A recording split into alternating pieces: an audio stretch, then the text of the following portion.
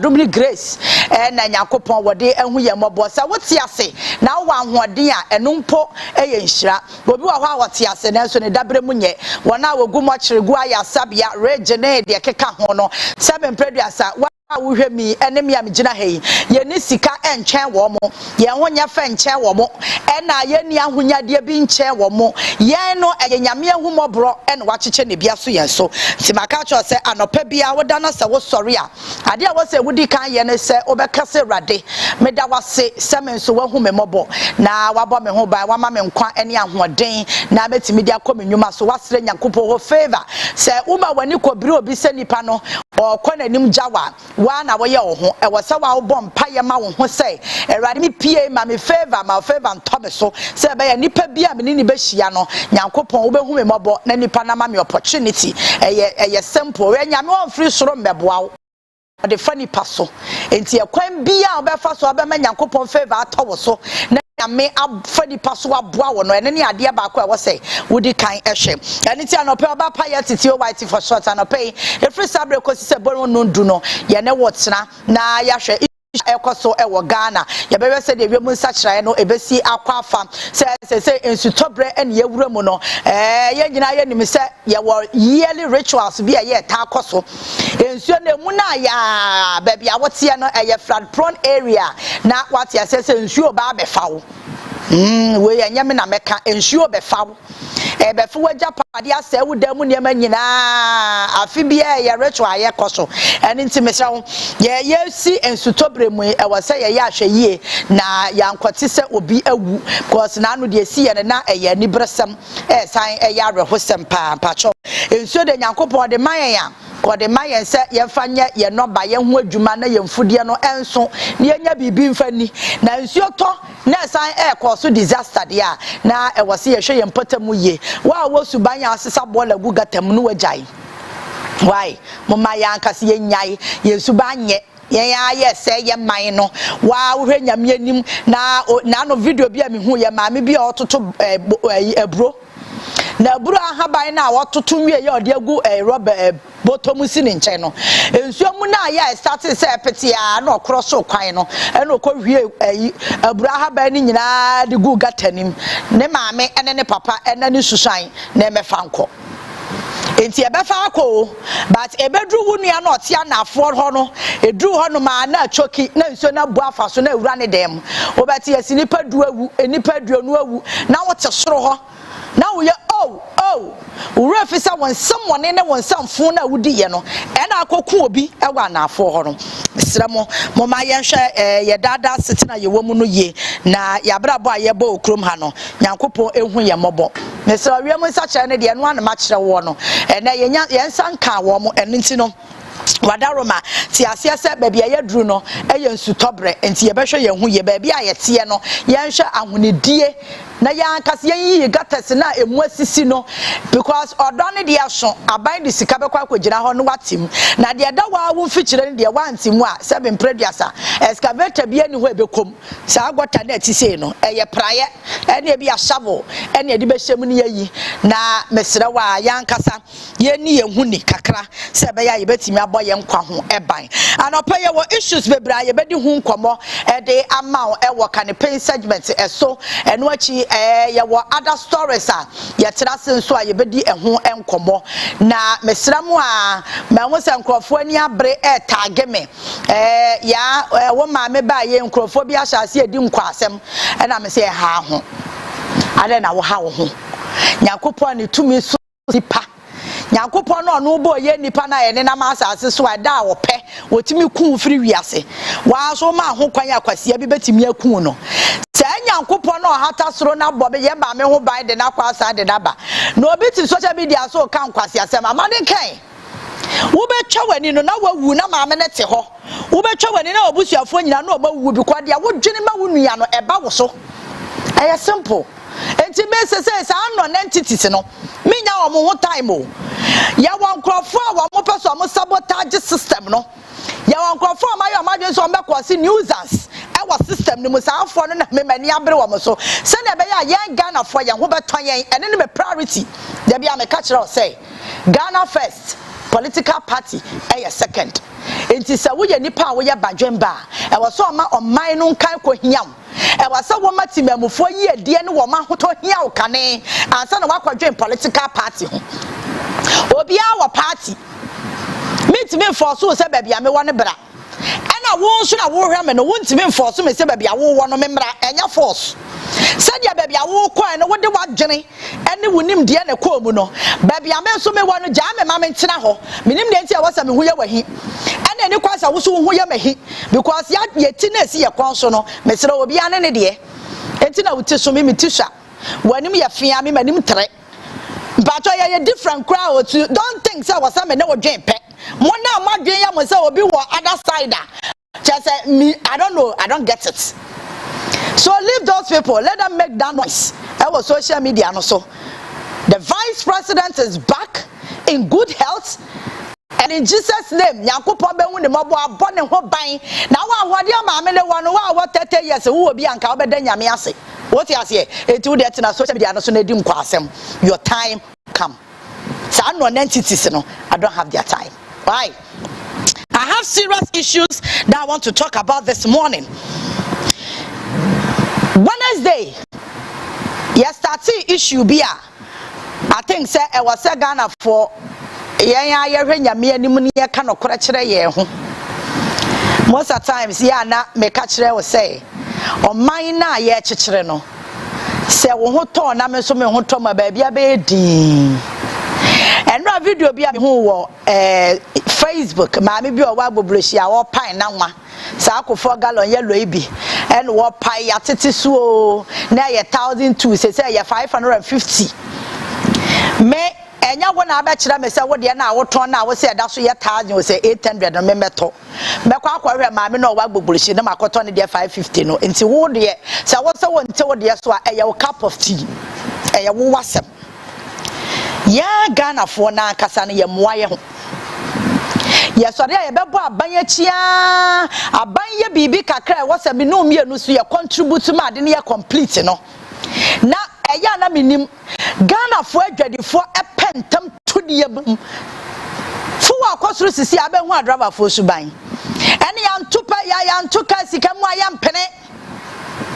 edu sa ya ntesero sa adane manso ena dollar ya 17 no wo pese ya tie ne ma so agreed dollar ya 15 wo pese ya tie ne ma so agreed sese na ba from no aya manso because nipa no so be kwa farm stock ye old stock so be kom kra no oboa old stock no waton awia akwa fa bia ba o so still na wada so gina ba bi ogina say stock no kofa ye na sign enti wo de ayero ho sa so until de so ameme kwa me bisa me ye window shopping maybe say 1 2 3 4 5 at least me san kwasi 10 no manya de wo fom na matola me komi fie wo kwatira ho resa na wotwe mienu na wo old stock na wo klem se okofa ba ye nti wonte so no na da so sum ho na expiry date kana enye obi na betu fo Ghana fo ye kwadwom amuma ye nya window shopping bisa ha why eya den ya de wo botom no ubenya ba bia eno so ebe soso no wato na akofie obi ani asem fuwala baba bedu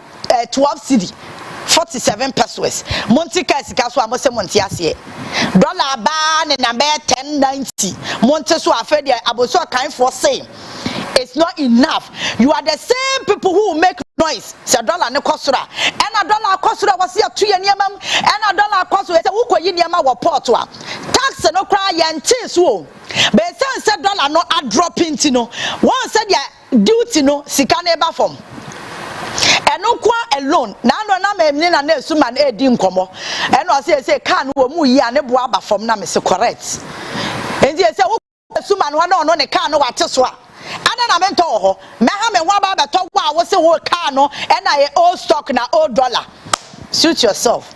All right, quick one yan to aso another main issue ntia me ba ye CLOGSAG. Somebody should call Isaac Bampo, Executive Secretary for CLOGSAG. Say no pay me ne won komo. Wednesday no me sha se ni di nkomo ba me hu sa papa no. Makwa akọ de gate aya ne hu investigations kakra ma hu se ye ni suban. O nipa bi a o serve odun interest enya CLOGSAG as an association no interest and o serve. Ha Isaac Bampo Anopedia maybe ka wo ha nyina wa so ote ase me yensem twereni. Irrespective of my party affiliation, that is your own cup of tea. No dey say what dey bury ho ya WhatsApp. Ba me mmomitiri mu nka asem. The man na no pe me hu say executive secretary for CLOGSAG, Isaac Bampo. Wonya no kwafo. And he say, "Wa members ni bi kura nkomo omo ni bi adi kire say. Wonni omo interest at heart. Wo interest wo no eno na da bia wo serve you. Enye CLOGSAG as an association no na wo serve omo interest. It wo say the Bampo e dey there e your no interest and wo serve enye association no. Omo amane ne ya adwene ya ketua bi wotimi capture wo mo. Members na kasa omo CLOGSAG mu no omo nya yanka association no kura gu ama ma kwate foforo. Because adia potie se fota say papa you oda with TV sui oyama CLOGSAG members ho to wo mo no enya no no oyo ordinary interest nam. Somebody should call Mr. Isaac Bampo say niama na oya no onyai. Because ya wuni subai me fa serious biam. You see this man me fa ni serious biam on integrity wa my side.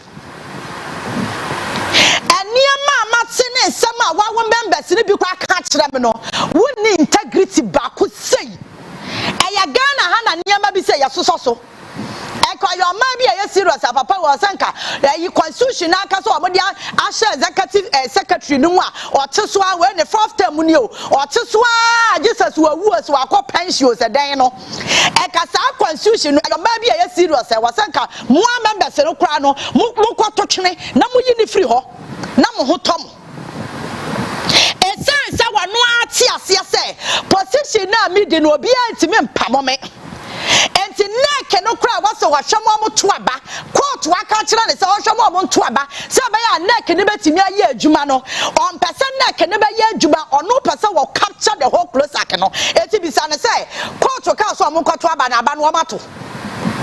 This is the kind of person we are talking about this morning. Papa waya na dwen say otuni pasi otunani esi individuals are president bia beba on appointments.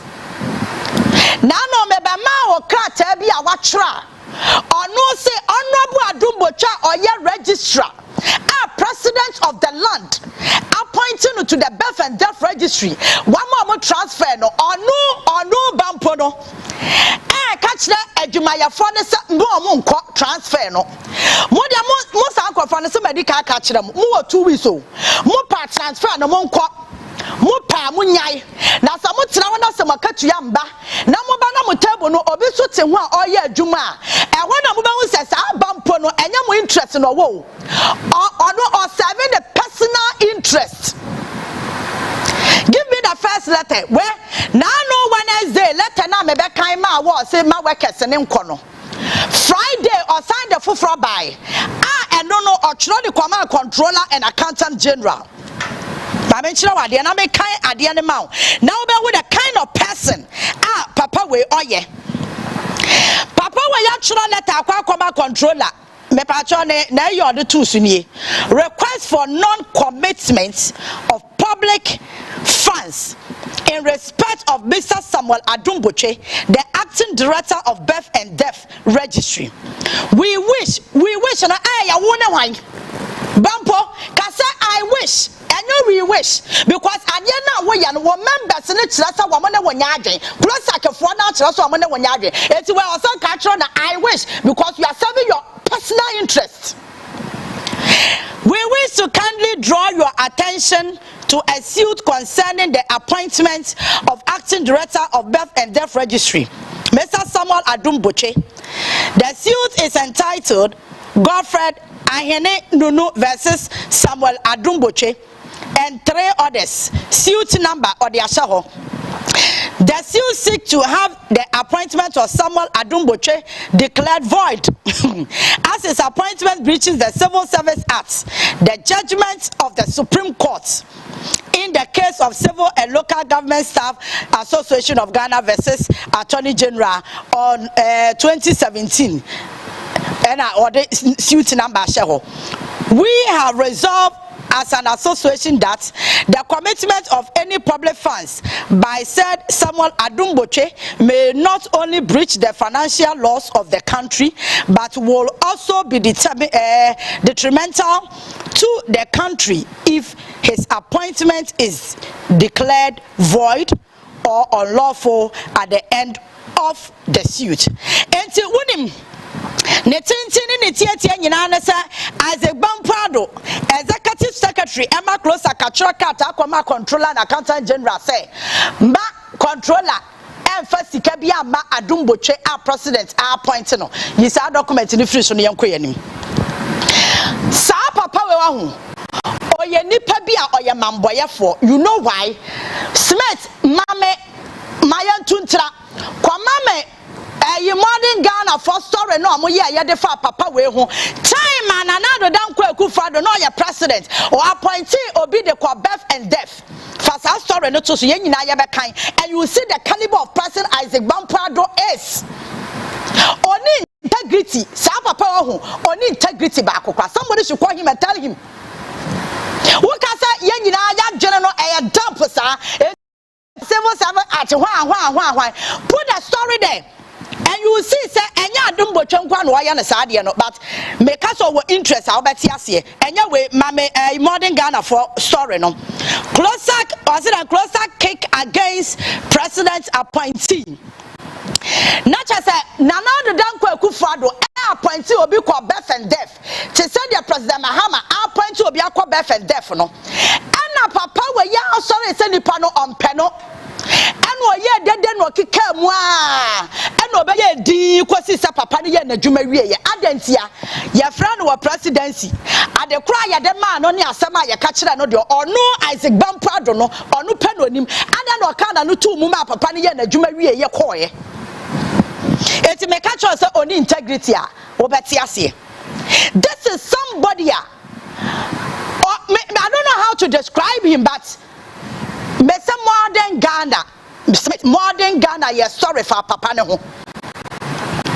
What kind of story now could see tira? Ube who say Adumboche no din near sin so no. And yes, be a CLOGSAG members interest no wo. No, it's a big lie. And you're not opaso yana ki your friend wo Jubilee House. Ne ane na tena se. And you say once almost or started sadie no. Honorable Faliso for su kwache efra wo mo ene omo kwatena wo Jubilee House ebo nkomo ene obeye di kakra. Menim se sika no akwade awio ya amane sika so nti na ne bufu yo mentimi ho me dia menim you and I were not there. By your friend and any di nkomo, and I know so obi amane sika because anything wo pre no. Ada na 2017 dia no ye di oye dede pre ya friend no ene oye di kwasi se papa na Nana Dankwa Akufo-Addo appointed no as president and then call ho no papa ne ye na dwuma koye and Adumboche ebe yi no se president Mahama appointed no and onu ko yi sa papa ne free office ho. Eti be catch you say Isaac Bamprado e woni interest na nya CLOGSAG interest no wa you understand right mama catch now obi amfra obi aso ma wusika. Honorable Adumboche ebeye na juma as Director General for the Birth and Death. Won't ya jaya juma kwatena fie. Won't ya Executive Secretary now we for CLOGSAG no jai. Me one information be me pesa me dem ba Isaac Bamprado so woni mu a the most important thing was that we ma one members and then I me be catch no. The last time me catch was say adia ba ko as a young who did the crime, her mayor Titi, Mabrow, Mayor Sander, then I'm the pressure to President Mahama. So Emma Cohen be also Sander, then Quadia, I was so attended to it. I never knew crosses I would what Jais are dead then important, you know, and you 200 when you're president appointee. So Friday, Mohana, where you're from, the calls were back and forth. Why were members no crowd was who did some hunu? Why were members no? Wama was a who didn't cross them because idea here so we no and ya no who ye. One more what's one a comedy one more person market ya crack ye. What's one hour when near Adumboche so papa where and I just saw one crophobia benya. enkono na was ye mo appointment kwatena a certain position etu arena say adekora ne mba na watu nani asi nipa ye do baba betena ho no so oba frustrate wa ye fra no ne ye ka bibi kira na ono hwe na oyo okay a na afi waje akire die kwama me document no 2022 die no wey agreement ya CLOGSAG any na the danko akufa the time and now NPP wa ba mu no wo mo koye no mo ye demonstration e wo market ya ho na mesra wa 2022 24th January 2022 or said a memorandum of understanding between the civil and local government staff association Ghana CLOGSAG and the government of Ghana on new salaries structure and other conditions of service. Smith fast document no so them. Don't waste my time. The National Executive Council extends its sincere appreciation and thanks to all members of Civil and Local Government Staff Association for the massive and positive response to the recent call to embark on industrial action in support of new salary structure. And the way I am commodia course between CLOGSAG and the NPP aban way 24th January 2022 and money aban kwaya agreement on how one buy salary structure and the CLOGSAG members we aban adwuma yefo wamoya sa MOU we ye no and a strike action a wo declare ye no wo maka so obi ankwaya adwuma and as a bampo akwatena afie. And what there's another document where 12 July 2024 and also a communicate. The government of Ghana, represented by the Office of the Senior Presidential Staffer Advisor, the Ministry of Finance, Ministry of Employment and Labor Relations, and Fair Wages and Salaries Commission, on one hand, and the Civil and Local Staff Association, on the other hand, met on 12 July 2024. The parties showed commitment towards the resolution of permanent issues relating to the salary structure for the staff of civil service and local government service. And with him, document where you made it through young common course between CLOGSAG and the Abaya North Yakonya Sosa Amreno, Amokobi 2022. Inside the bam problem making sure say salary structure na ya jumano, wakwa kwatiado and what jene ho. And our 2024 July election year, and I said Kenya and Hokakra, and Yankwa strike, and our money are buying a Kufadwa buy. Acquire agreement, and the agreement no mo ye no. Now I was January 2025. Salary structure no starting a year juma. Somebody should ask as the bumper say, and I know the interest say CLOGSAG juma ya for and as a members no.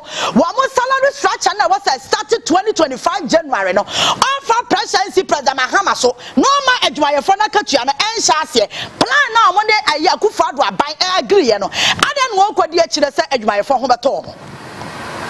somebody should call the man and ask him this simple question, because when I dear members in here Adumbo China president and niamo betimi aye so be and death registry department and abana ye no or the nipa kwakwasi wa wo jaisa important issue we and ya to and I would one year see Adumbo Cheso and I am peno and a brichimbra and a brichi hwan and a Supreme Court hwan now we control and now we track akwa command no we track amano in your capacity as who na Ghana for ya tax amount say triaka na say who is the bumper no me tax I made the man say ready change my foka me tax my President Mahama.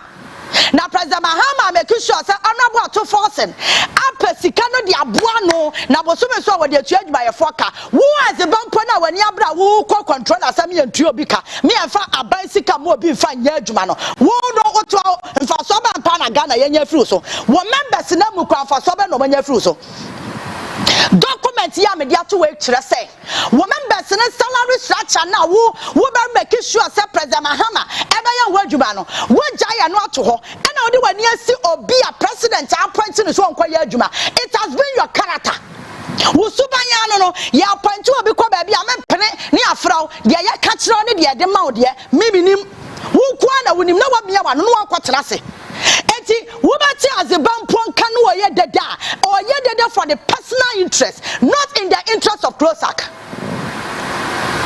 You think we are dumb? As I said, people read around. People read around. Was executive secretary now? Constitution him out quite what me transfer who are not call. And no matter and no and family home. And I'm a CLOGSAG member. It is all about transfer could do and family home. Remember, Sedan Casa Kratia, what to Sukramon pet. But no, dear, I am more someone. Me, dear, how many say? Adena why you say person ye see akwan ma o man puntuo wo say nipa na wo see you kosi nchen na and I know Friday make kind document now and I was like this man, what is wrong with him? And so what why you say ade ababua members no enye no na apel as a bampo CLOGSAG for oni mu interest o so wo mu interest ade hu ya pa na maka kire wo no ade hu ya CLOGSAG members sisia salary structure no money Akufo-Addo government eko agree ye no was starting January 2025 no ade na as a bampo onko je kire ma salary structure no enye adwuma mumbi sano na ne interest ani niama o issue statement wa hu nkoa eya 50 time a ya appoint adombotwe be fende odi aneda ho wodi ampa na da be fende fo ho chasa medwunu ho amenti ase o adombotwe no China ni ano etogoni onye Ghana ni mebua chasa yamfa woni pan kwahye ho ntino wo problem Emrana woke na civil servant na civil local government na hwan me ba cho superseded the 1992 constitution. Emra bia ni wa Ghana hanom a esobro 1992 constitution. The supreme constitution ayade ye adwo Ghana ha 1992 constitution. Emra bia aka bia ye de afiafia ho hye sa umbrella da se. Now, Obia yadi 1992 constitution no kura protection no 1992 constitution no kura timi san fia ho e ma nipa no kwa ye woni kosi nchen na wo association executive secretary our members no kura munya ya ka CLOGSAG kagu no ma pom ba bia atena because what one of us so ba na CLOGSAG nya free wo so tell me and for na CLOGSAG members or munya free wo so why dede wo krom ha wa ya so nkwadi me emfa me ho sa wunu aba ne na no ye bampo me emfa me ho emfa me ho sa wo wunu aba ne deputy chief of staff enya me case emfa me ho. I will tell you the gospel truth. If you think you have a sister in government and for that matter you can fool around, hey massa or mine you bonafide property o ye nyina ye wo man ni mu bi we all have a say. After all, what? Adenya woje den pa na woje wa adombotwe ho. Den na woje. I don't understand. Where anya one, enya two, enti na ma ho say ye wusuban. Akufo-Addo appoint we bi ko ho sa na wo ye. Na wo ye dede sa ene e frɛ wo e na wo ye din. Say President Muhammadu Obiaba wasa start wu kam. Adombotwe be ye na adwuma ma 4 years na so won ti ase executive secretary na wudi ni jai won paso Ghana no tu Togo wa ya Burkina Tiari wo dani abre wo ye adwuma gidigidi tomato factory wo si wo ho ni project wo ye nya asem to akwa be nya adwuma ye Burkina wa ya patu Gabon wo ho Niger so ho mo nyina wo mo ye adwuma eti wo na Ghana no nkomu a azebampo adwe tu minister de ade asama ani papa akwocha wo de bia enya wo interest ya enya nobody else me say anopay wo me say da ban na wo kwa culture president Mahama say salary structure na mo agree wo Akufo-Addo time no da ban na ye adwuma wo to one about oto and when you bring adombotwe no what to when you see abrantie so and na wo pesa wo tete no for no your members are calling you O members say se men ka kire wa no pay say de hia wo mo nya adumbocho o mo si jaya adumbocho no nya na dwuma salary no wasam na kwahwe kwa to force office kwa no bo ato force in office na no ne kwa kasa sa communicate na me de to TV no so no fa kwa sa agreement MOU Musa be 2022 utina ho aba akufado wa implement na Musa ebe say bi 2024 ya July and also si ho wani abre na wode wani asi president appointee so na wo so say president okruma as a bampuado wonu aba na no ye bampuado no na no ye bampo no ono kwa president na amba ne ba bi no ote e wo Jubilee House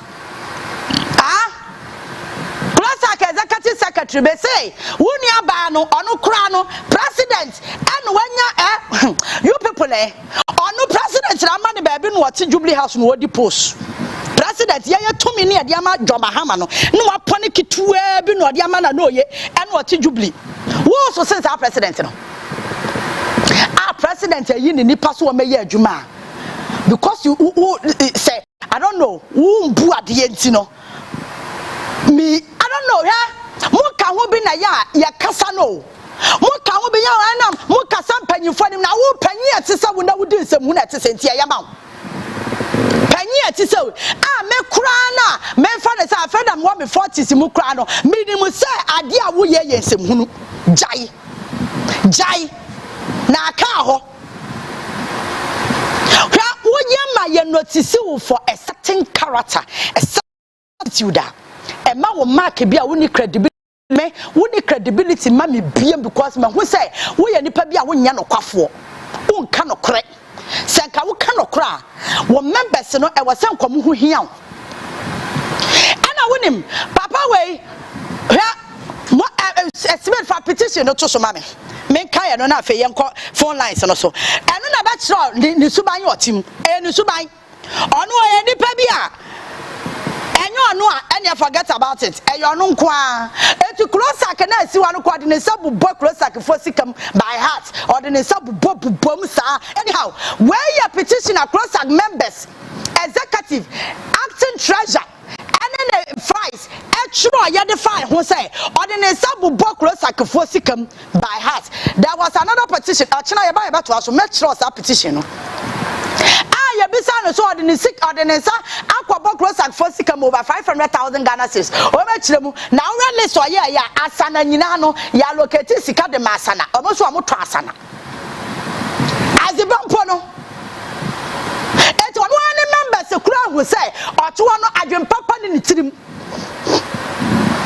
no be association aye nyina ye ne afa serve ye nyina ye interest at any point in time no wo interest na wo serve na me CLOGSAG members mungu no na mukọ for me mo de na munyi obi foforo why na association amukọ register enkofo do mo de akwa akwhyem ayete say ayi ye ka na say GFA say no mukọ ye GFA akwasi na atachi mu ka say aban bia ntimi nwuram because amukọ register na mo do mo di hihye mu no sa na bampo no wo mo ye ayi CLOGSAG eti CLOGSAG na kwa say ne bona fide property and what they serve on the personal interest and in the interest of adwumayafo no.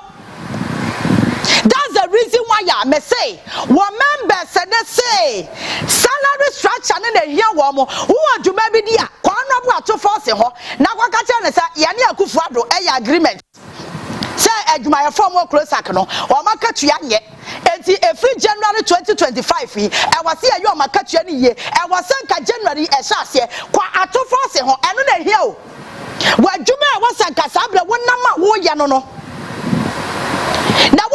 what ukibuka mu ana wani abre na adumbotwe menim dia wo hu obefendef wa ya appoint obi ko obi a wo problem menim interest ana menim do dia to ho ana menim ni pa wo befendef ho a why wadwen say woni ne ye kanana eti asesa nipa no at all costs wunya yanka ana wo hu say wadwumponi e wo tirimuti no president bi aba sanko awo hwen unso obi omofo bi anko adwombodi e wo tirim na wo association na mu krasi ka ultimate do sabom na de aye de ape ye petitioner na one sideline as ayi treasure ne nkrofo nya na wo ye ti association a anya treasure na ko sika so anya treasure and o make sure say sika yi ye de we wo de also na aye executive secretary ntu so de a wo de opa na aye na do so abbo sika ni ma na akọ etu wo to sika nso wo to sika enso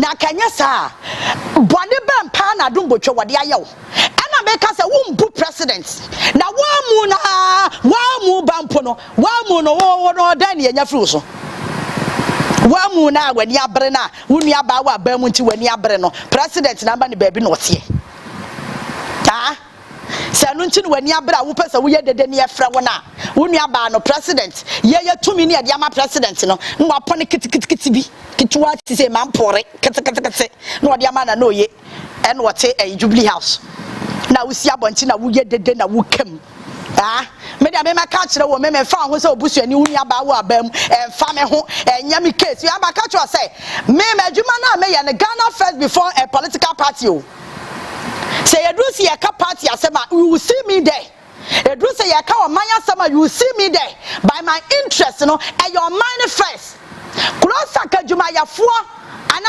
members no amaka tuya nya anu ne dede me pesa wo sori a wo ye na me buane ye sa dede no na president Mahama te no aka kira to force no ne mo tena se no mo ye hu adwuma anu ne ade ehia na wo member na wani abre na wo se ye de obi aba na wo gina members ni din mu enu na ema wutumi no wo members na mo kwam de wo mo na wakwagira nkonko so na wo ye dede na wo tiatiam e na appoint hwa president Mahama onyini free hwode onyini free hwachina Bad way. There's nothing you can do about Adumbocha appointment. Who the fuck?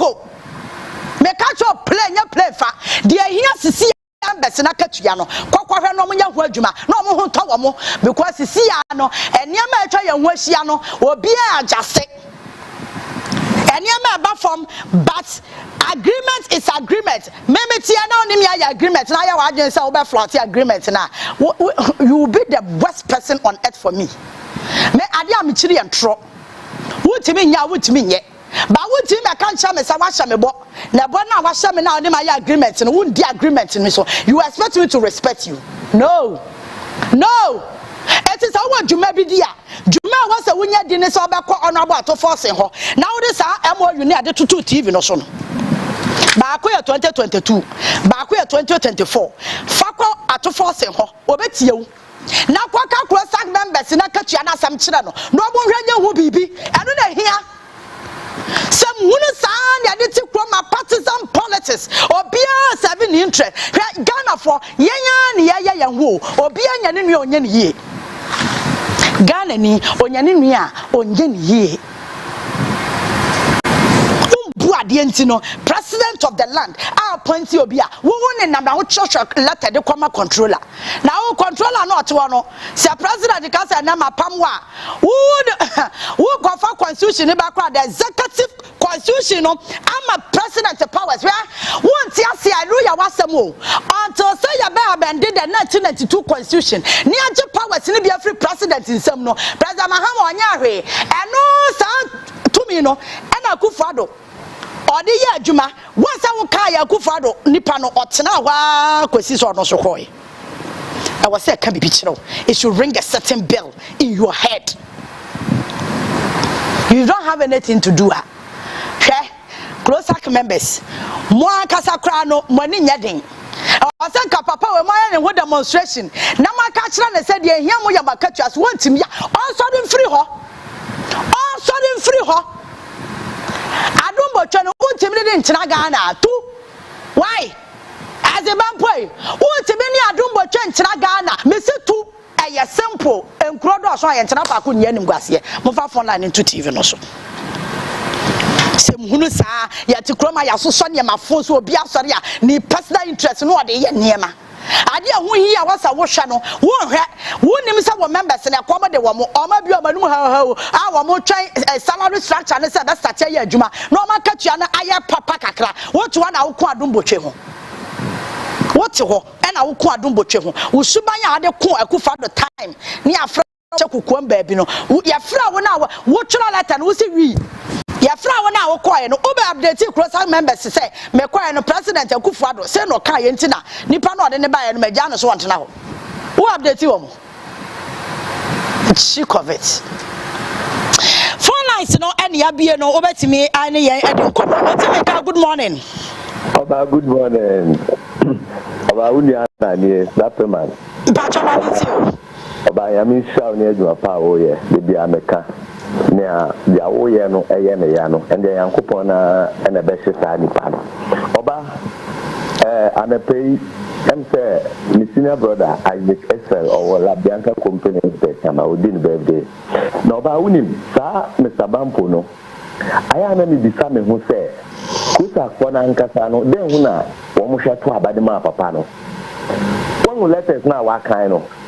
Bisa almost say, a move briefly then or the Amo almost an Amoben were two. I wouldn't Okawa and Omoya say.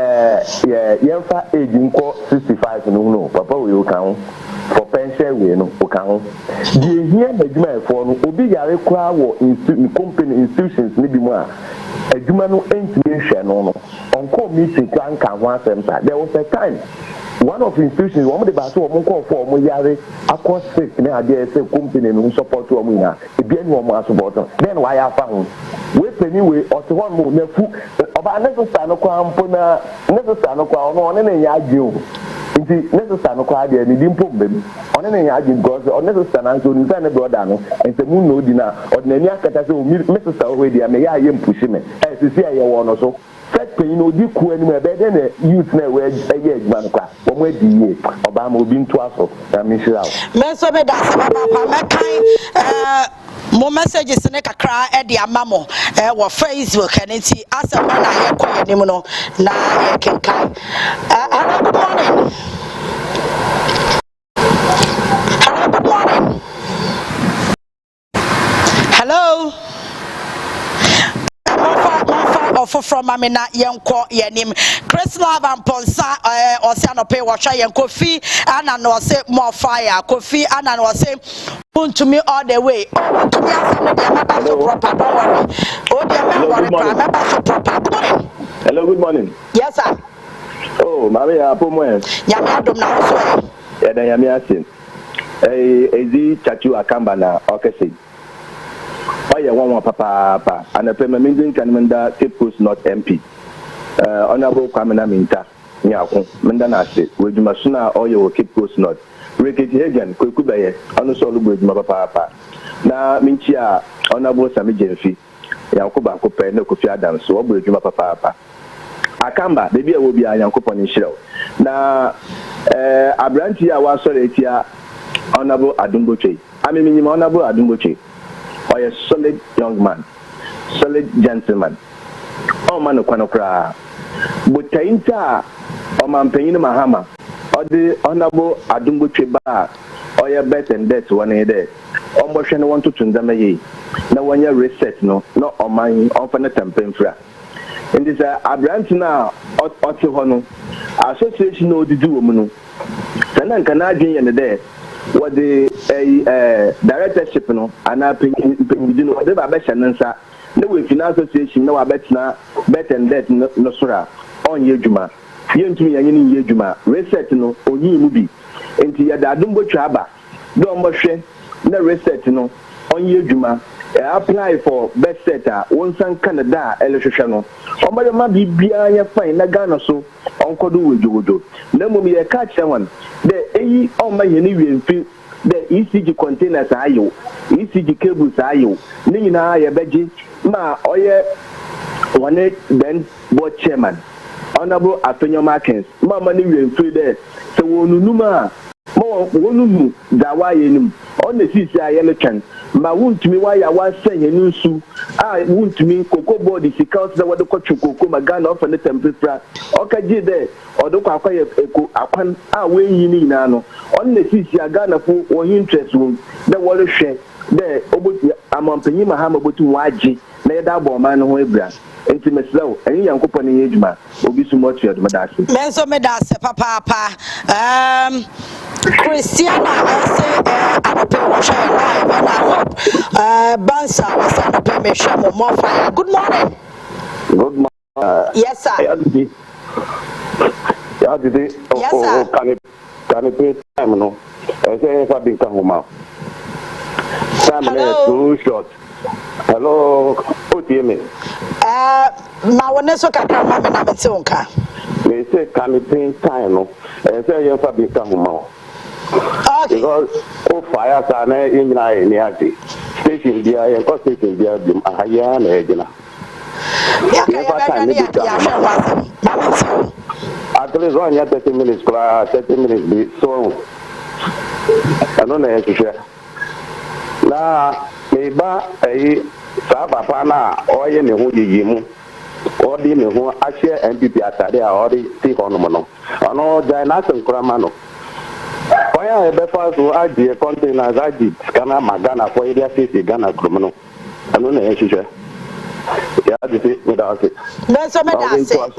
me da ase papa. All right, yan fa nipa be ye 2 enka na fe ya fancy. Good morning. Good morning. How to see? I promise you that. Yami adom na so eh. Oh, yami do I be momo na bana waba sebiu all go my season zama to tie. Na mo motita access CCTV your problem one year na you use go TV no do. Last Thursday Friday here one side is so quite. The yan so one Thursday Friday into one kana or shift na ko proper place na abon you to or rather you to me ya monitor one. Ya mbo de juma. Na before more commands and the Massachusetts, Ejima Kasubi Western region, we the Waka West Market Cycle. Now, information here there is about $40 million. No, what the best marketing. Sisha Manuka says, Sika work out the hall for completion at $6 million. Ejima so work out more than 50%. Ejima here undo 50%. Our pillars now the West is in a work with dollar. In the about to start a ban. Omo no ye thorough investigation because FPP project bia books bia wajira wole we page me na expensive ayo grand be books wajira project go wie but why then anado for kaji books wo be project won tu wie page me na ka room nti aba no fani nansi from takwa de maka saka ba tuta so yan hwem na one wire responsible one two one aso na mun koma samu the conquer man na wa no ya ka saka silence for no. I'll tell you a press conference. I'll say, we won't come strike, one shot. I have to people. And then another young would have strike you. What bad? What put what better? Not bad. I'm not doing 1 year. 84 people away 84 was a considerably. No, I'm saying, to one show. I still have demonstration. I won't come strike. It's my confidence.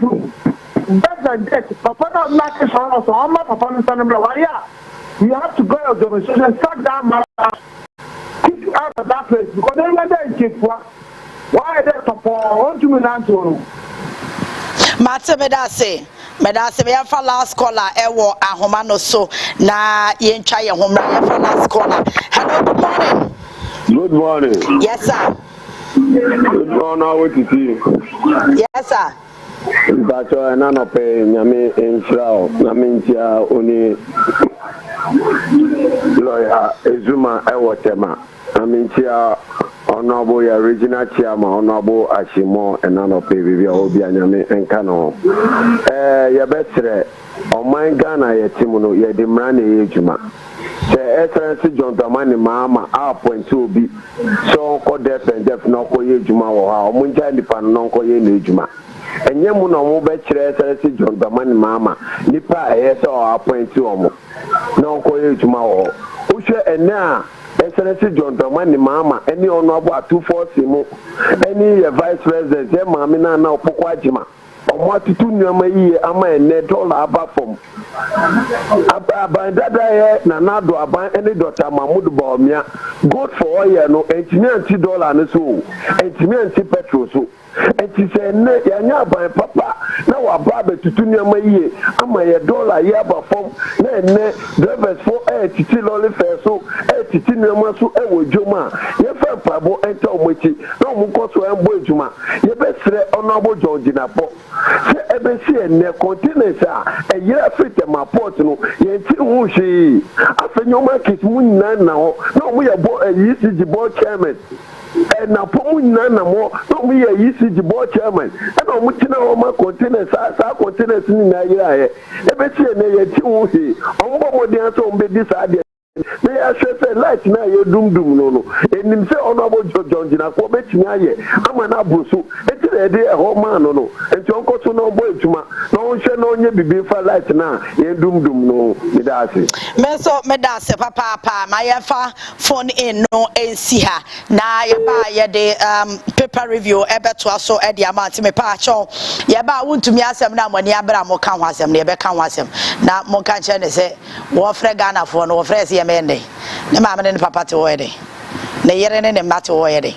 Tama no you go do TV so no. Ana Ghana fo akwa ye concert. Me ba sisia. It's party time on Modern Affair. Obaapa. As I introduce to you, Safari Zoom Flex live on Ghana's #1. With Zoom Flex, you can join the fun wherever you find yourself via Zoomer. Ella, stretching the body. God, it's Friday. Of course, time is 10 p.m. sharp on Ghana's #1 with the man them DJ Last Week Official. We say Obaapa. What?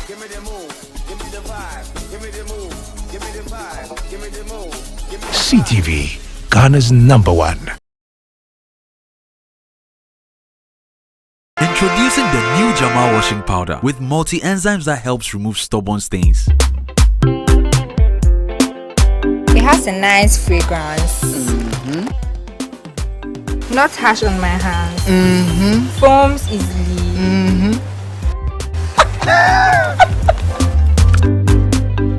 And remove stains well. Oh, I still to be. You brought 5 big sachets of new Jama washing powder. Yes, ma'am. It really removes stains. It has a nice fragrance. Yes, ma'am. Then add 30 sacks of Jama washing powder to your engagement list. Hey. Jama. Yes, ma'am. New Jama washing powder for cleaner, fresher wash. Your partner for clean clothes. This advert is FDA approved.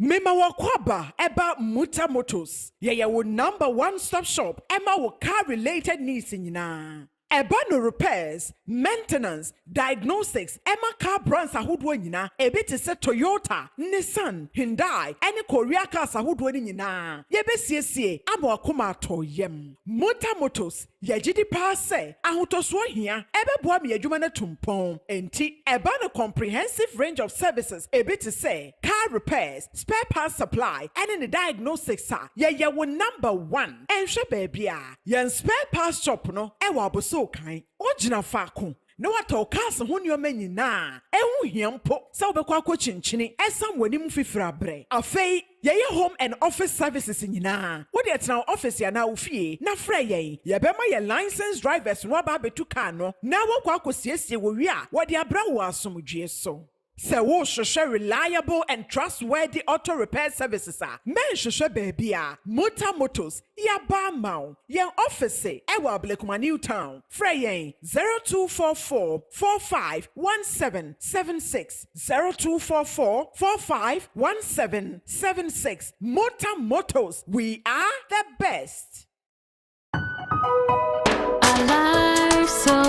Alive soap. Just like how water refreshes you on a hot sunny day, it takes a refreshing bath with Alive soap to feel its pleasant fragrances. The soap I want and need at the end of every day, leaving you with soft, smooth and fresh.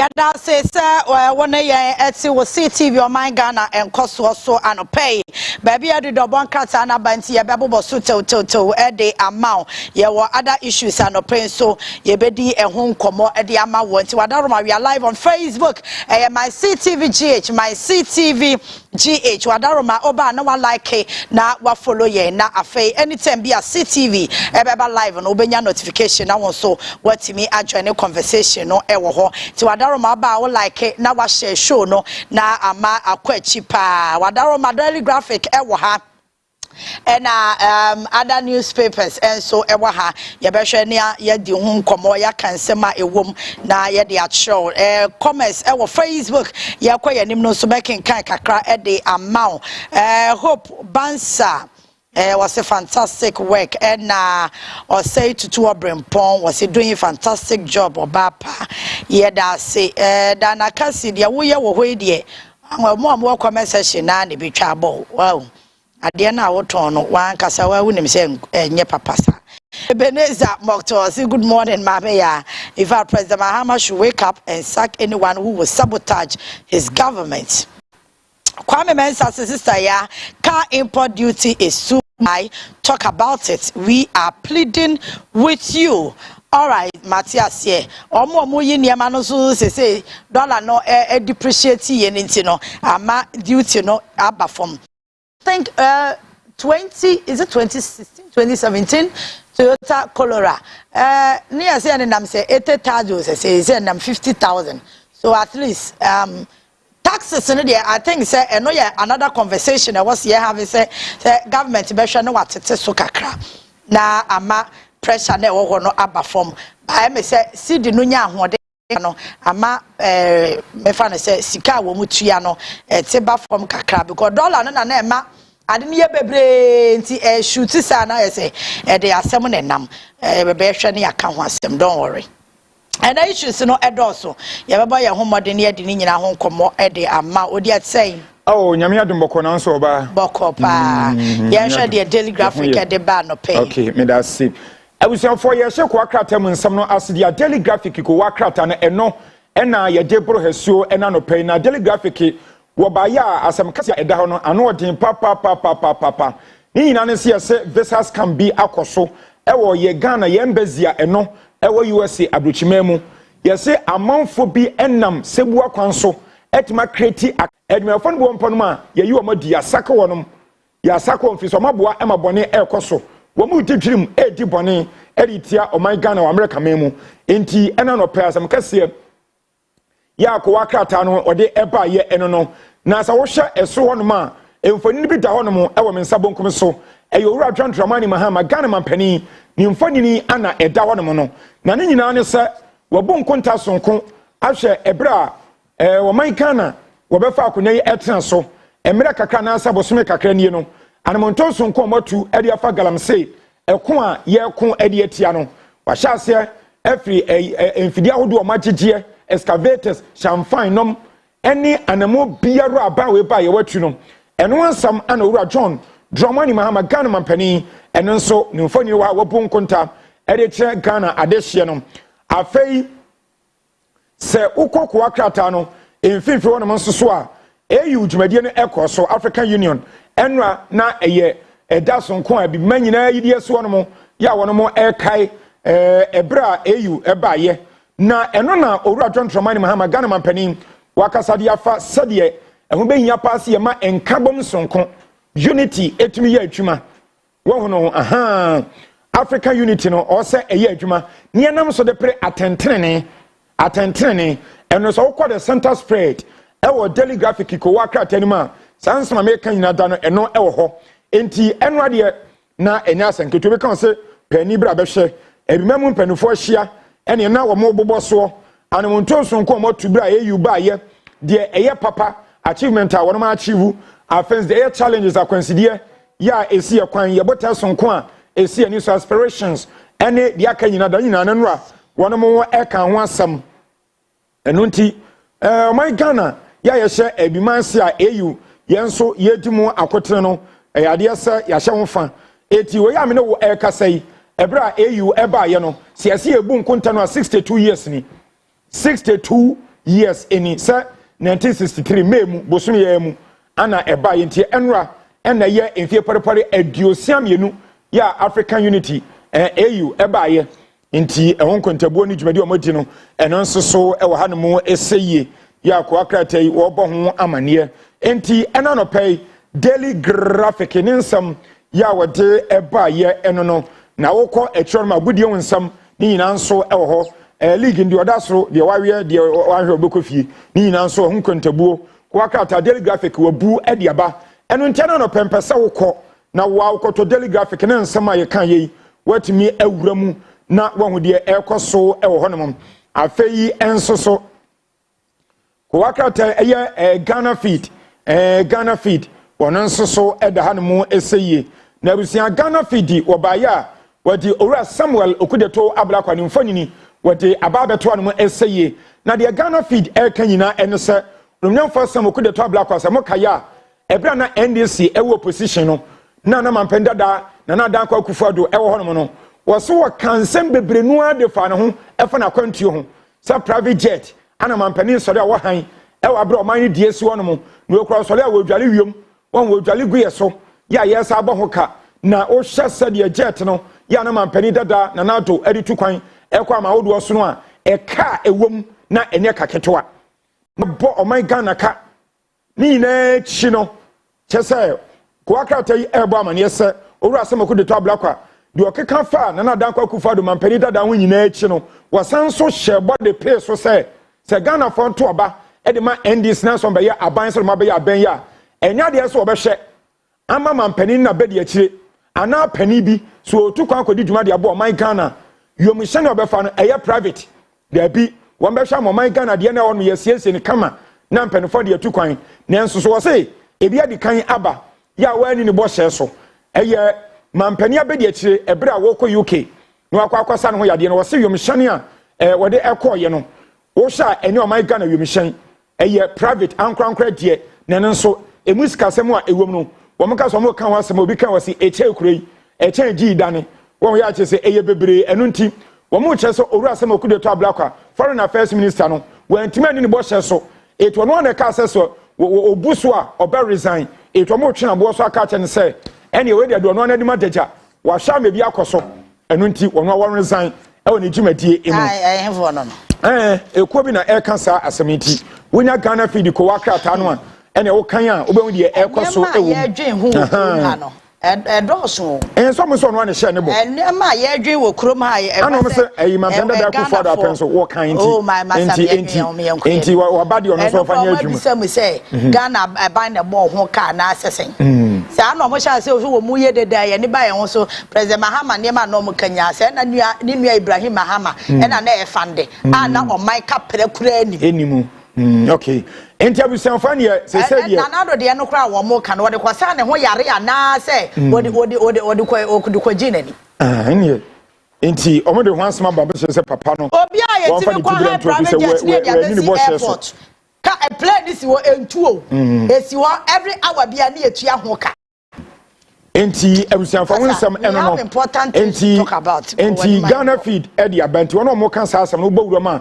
ubehu de ekoso ewom afei mensabonkum so ewo Ghana feed so nso wode opani kase mi mfonini aba beto anum sei Dr. Ben Asante wono nso wode nsusua bi aba we aye propose wo se ebra so esa African emayetimi enya college suapone no yere be kire bibi dia fa energy ahoodenie ho ahoodenie energy ho it was say yetimi na African Energy College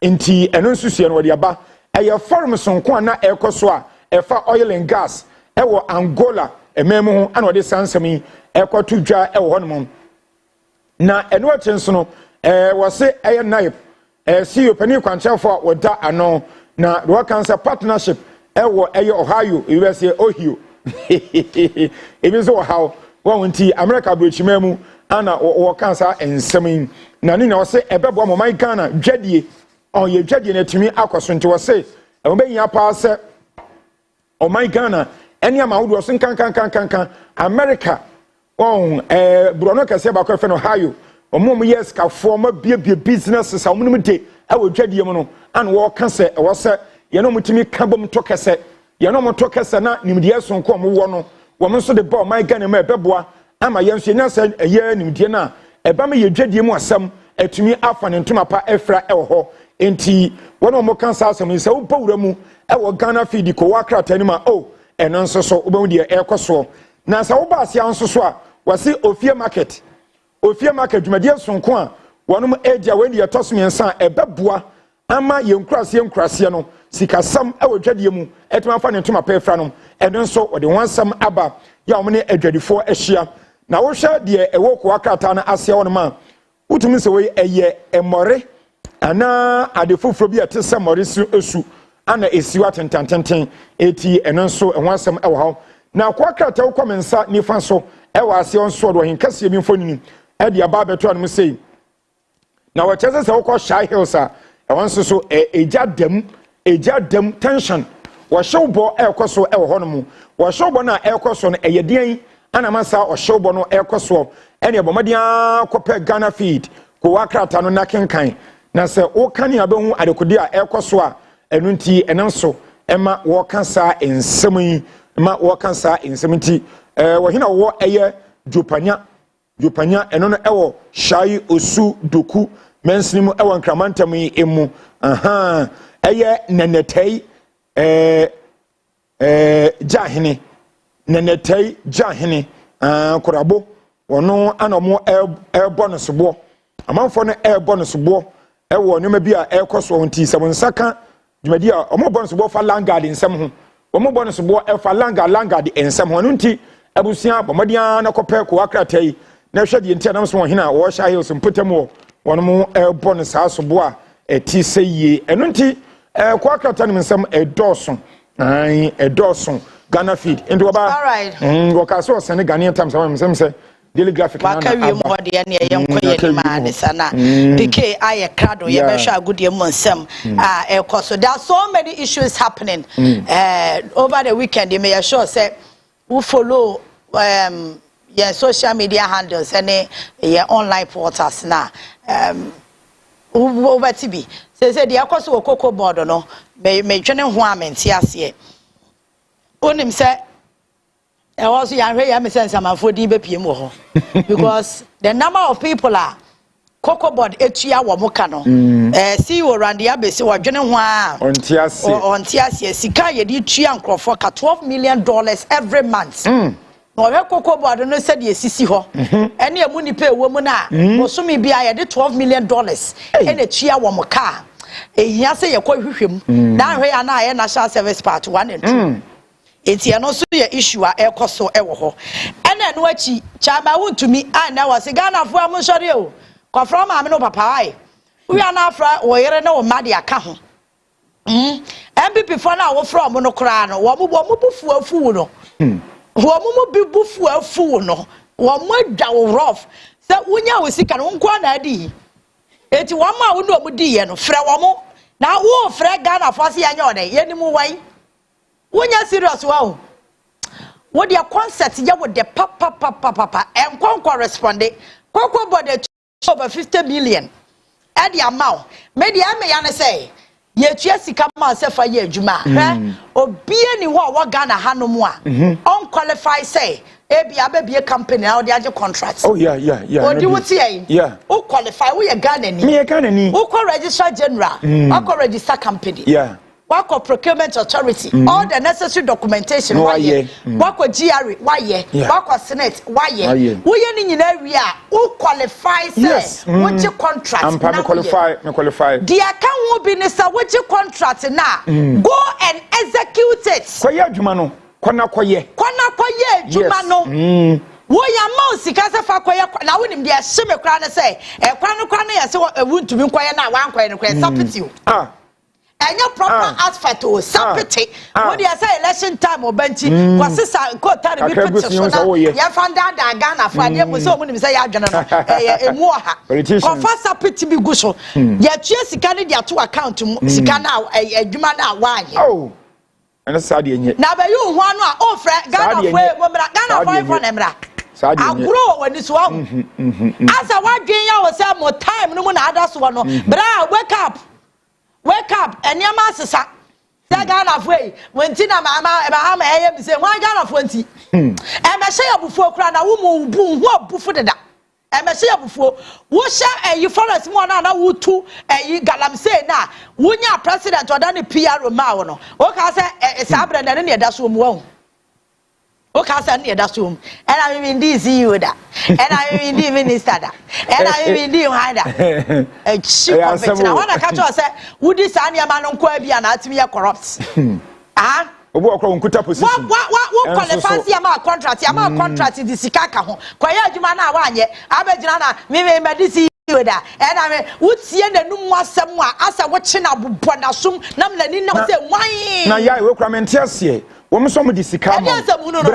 Anua also kona ko ya na no de so de anya ade e wo se wo kasa memo wo de wo ni pani bra bra wo fa ho bra eno no nko obi biata Ghana ska kwa kodi no ho ye ma wadwuma se ya wa anye awo se wo ni pan kwa mpo na do nko na akwache because no mi se de ne ye be frew wo ni mi se ye dani a ye be an ye frew so de wo ye bia se nya ya de se ne wo mpa so ana wo da na se bi otu kwan ye akwanto no ebesi kwan se wo ba ebia bi besi a wo se wo kona ko ya no ebia me kakra wo ni fo nanso de ohun si anase wo ya atwetan ti no eno kwa betima bokwan to amakwa ho ya himo amemra ne so mamra no bedi won because oman na ye chichi no Ghana ye sika akwa kodi nkofo botom amoman ye bre ye so ese niska ana just 3 billion pen ye kope e ye fi obi man so nanso suska akwa kodi nkofo botom ti mesrew wo ye Ghana nasa Ghana ska bedi ho ye frew akọ koya no very important because you hear ye sika say dey adwuma. Why na kachira was say me ya titi abeti hey what time me a wo bebere tell me we ya here wo bi pi be kwosoro ade na me ya no me nya nya kira because ma hu se unim masro kade na me ya na nkrofo bi adwe am say na nkrofo bi ko ye dede e na ya titi se ya mesimu nkotu asika no sampan wakotu ya. Oh, that's good. Why na kachira was adia na ya yenim dia ya. That's good. Sampa why adia se bia kamu a kotua. Why adia? Sesi ai wahu. Why adia? Me nya update bia mama 105,000 Ghana cedis. Why adia? Wa kotua. That's good. Wahu. Nipa no so adia wa traffic mu no oni capacity. So kwa kwaji say ni bi. No, san kwafo ne ya masro kema wo mu. Na wo sampai nipa pam aka ba bia nyame ahira wadrin ka de masro ko yede. Won to me. Wano pa na we God wo TV so ka wo de masro ko yede. Ah, ka wo de masro yede. Enti won say what time ya bebre. Masro ko de minya ye o. Enyayo. Wo se makọ break kakra bia na se bibia befam. Wo ja me ko court. Every week bia me dia. Enti we ya sampan akotua 105,000. Me kwana update no ne e wo mu no le balance ya ka no me ba na maka. Yes. Mo kan kire haji afate se onfa esika mre. Ka na yanye. Amai no obeji ye mo fra haji afate so odi mo obi o so odi ma won me I don't care. Wudi na wo so haji afate fa esika mre. Na mo ka che kati na faku 262,000 aje ye no fa esika mai fire sika ebreye ayo mani sika yes ba nua no ti wonom na o se ai ono de masro ko ka na ya adwuma to ka miensa no mo ka nkire no sumani ba umia mo ka nkire no so fa esika mra ai won famra enya ba umia bonafide property Ghana dia enya ni bottom sika Ghana dia wabeje sa sika we ye ntese nipa ba akofo wo be kwa na over 5 billion na hye nipa na ni a ontua na Ghana ni na wono so aka no obede no wanya bi enti mini oba lom ti hoi eja gu ni cha because I was so ye adwuma extra mile just to even pay workers e wo a masrock nonsense ye kasabo kasa dedem na e de keke na kasampai nyase ye yes ye deda sa sika no uni sata mapam wa wase nkotua ada no wantua afa na ade ache na wo kotua sampai why ade so wa kotua why ade why na ka kire woduam no no maka no me me se amfa me ho masrock so ye ndc ni no waji bi kura me I don't give a damn I'll mention your name yes na my phone number ka say me na me time mo na tua no enkwa so say da me pa na pam pictures account manam da to TV no so eno ano no Yeah, Mrs. Anderson. So we just come me do court. Me come show. Because master documents no me catch you say sika nko na go sika no hyehyɛ yeah so we ja court mo catch how akum say sa case no akwaje ma ne nkrofo no wo ne constituency wa obo hu dwa awutu senya oh yeah we campaign no we campaign na was pay ne ba maslok it is a work na ba na campaign dia ofa pay ne mbara yes mo catch how akum say so metua Ghana you was sika and so kwafo ne ntua ya eno fire ho enkofo na wo je case ne koma wo mo no so mo ntua wo ka eno enye ye yasem dabi wo na wo beje wo ne anim wo na wo se wo de akoma wo constituency fo so mo fanya wa campaign na no bi kwa fra me say ya ma wo se ka ni bi na ma ye adwuma eti ka no ye adwuma ana na wo pese obetua mo ka se ebe and dem say wo ja me odi asem do court because yeah, over 1 billion assembly can when me social media me body na mo ba woni ahu ya akopɛ ne hwɛ me say adwuma so dia me do court I'm telling you because I was a Ghana ye sika no ye ne omo mani abere you am ye here skadi ese be develop for me wonim elomba ye na nko no so ye te say other CEOs no mo ba ye no no ye say watena se onye ho bia ni ya first master command kakra dia na e hye nkrofo share ya adwuma no ye mani de ho timi anyo over 1 billion maso ko adwuma ye ho wakotua ni ye de nyame assist so onim say ensa ya sa kotua balance na aka why ade pa what so ye Ghana ni na ya mo mienso mo me machi ansa pa me bona ba so wakotua ne ka no eno de mo nte nka kire no wo mo ame bubo mu din ne de mo keka chom say ya titi bubo mu din ana na mo nka de aka ne nka ho na wo krasi ebo mu din ansa e wo se ebo mu din ansa ansa na makotua e de na ansa mu nim papa so ma dia ya boni mo yansa na se mo yenya atwom mo nya ni papa mo hunu kwa kwaji sika no mo de ka sa kese ne ketwa e breadu se mo kotua de mo se da bi na aden ye de chem kwa se nka eton no never ye bebo mu din Ebebo mu din ni agiska no. Man pike. That's it. Ya me adome ho ye pa na ho aye fe pa. Ada na mu meeting bi amokwa na. Wow. Oh me be wa guy.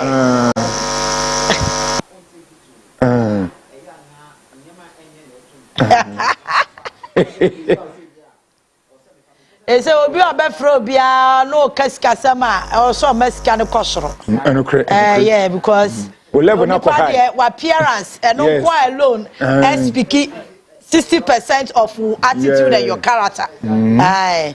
Enti PK aye crowd de ebekọ agudie mu nsemu na aye akwahwe de ekoso e wo park no so ho no mo na eja. Eh. Na ma na ti ade mu mia mu wie. Ade abiemu a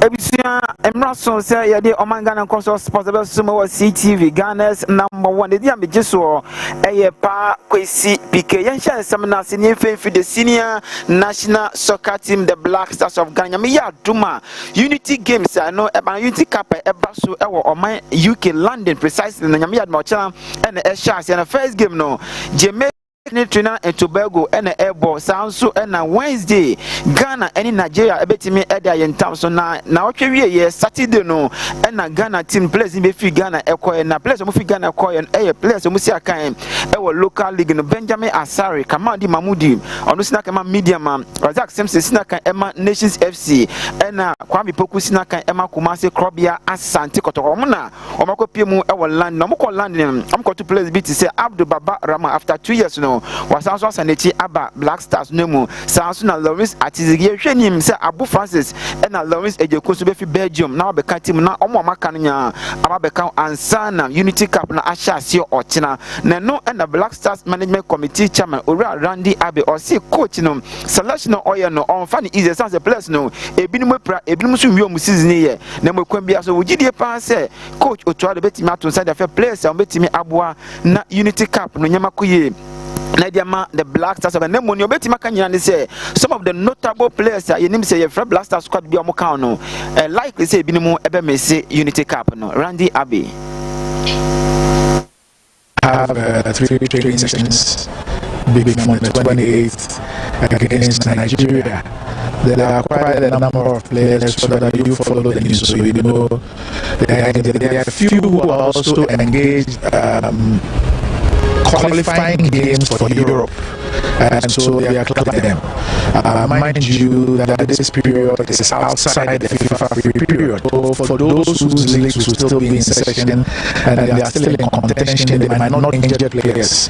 But I think that the coach is going to present quite crop of players who are there. This is part of our preparations towards the October World Cup qualifying games, and so we would wait to see the penalty available, and we'll see how we would fare on the 28th and the 31st, and see how that impacts on our preparation towards the World Cup. The coach has,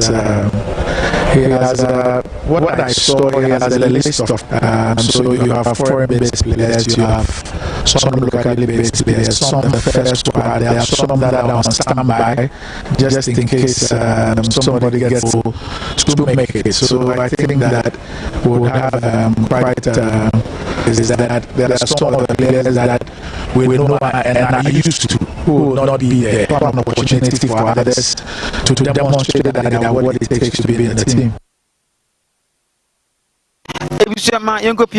Ghana Premier League now watch here and a match day 32 told you all the league centers now has to folk Accra Lions and Momekapole Polemian Sam Accra Lions at a Canabaco say and a game no told you Accra Sports.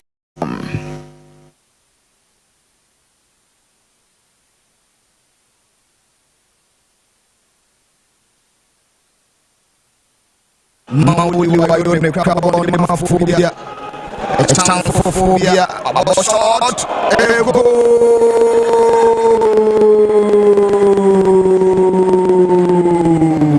Phobia.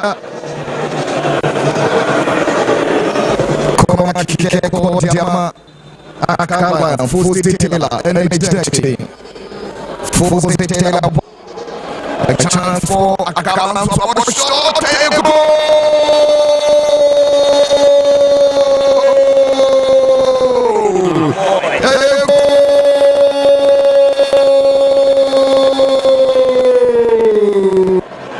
What a beautiful goal for my brother Lawrence.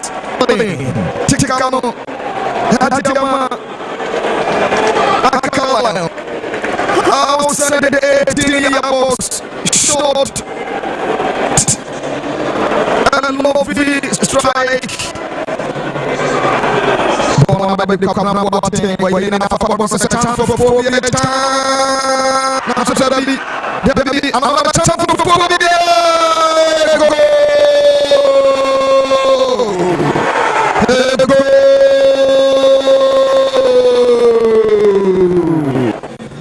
Benjamin Asari, Bona, Acting.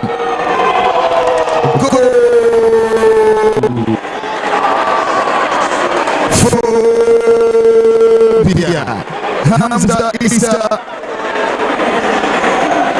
Na ebusia say na game no etoja e wa Accra Sports na game ne ba ne wie and na manager ma Accra House of Folk Abubakar Watara or si Ghana Premier League 2 games na kan e mo e morning brant mo bo mo say answer league ne ba ne wie no na top for na House of Folk etimi abo eremino ka say prem na House of Folk e to so 5 or 53 points.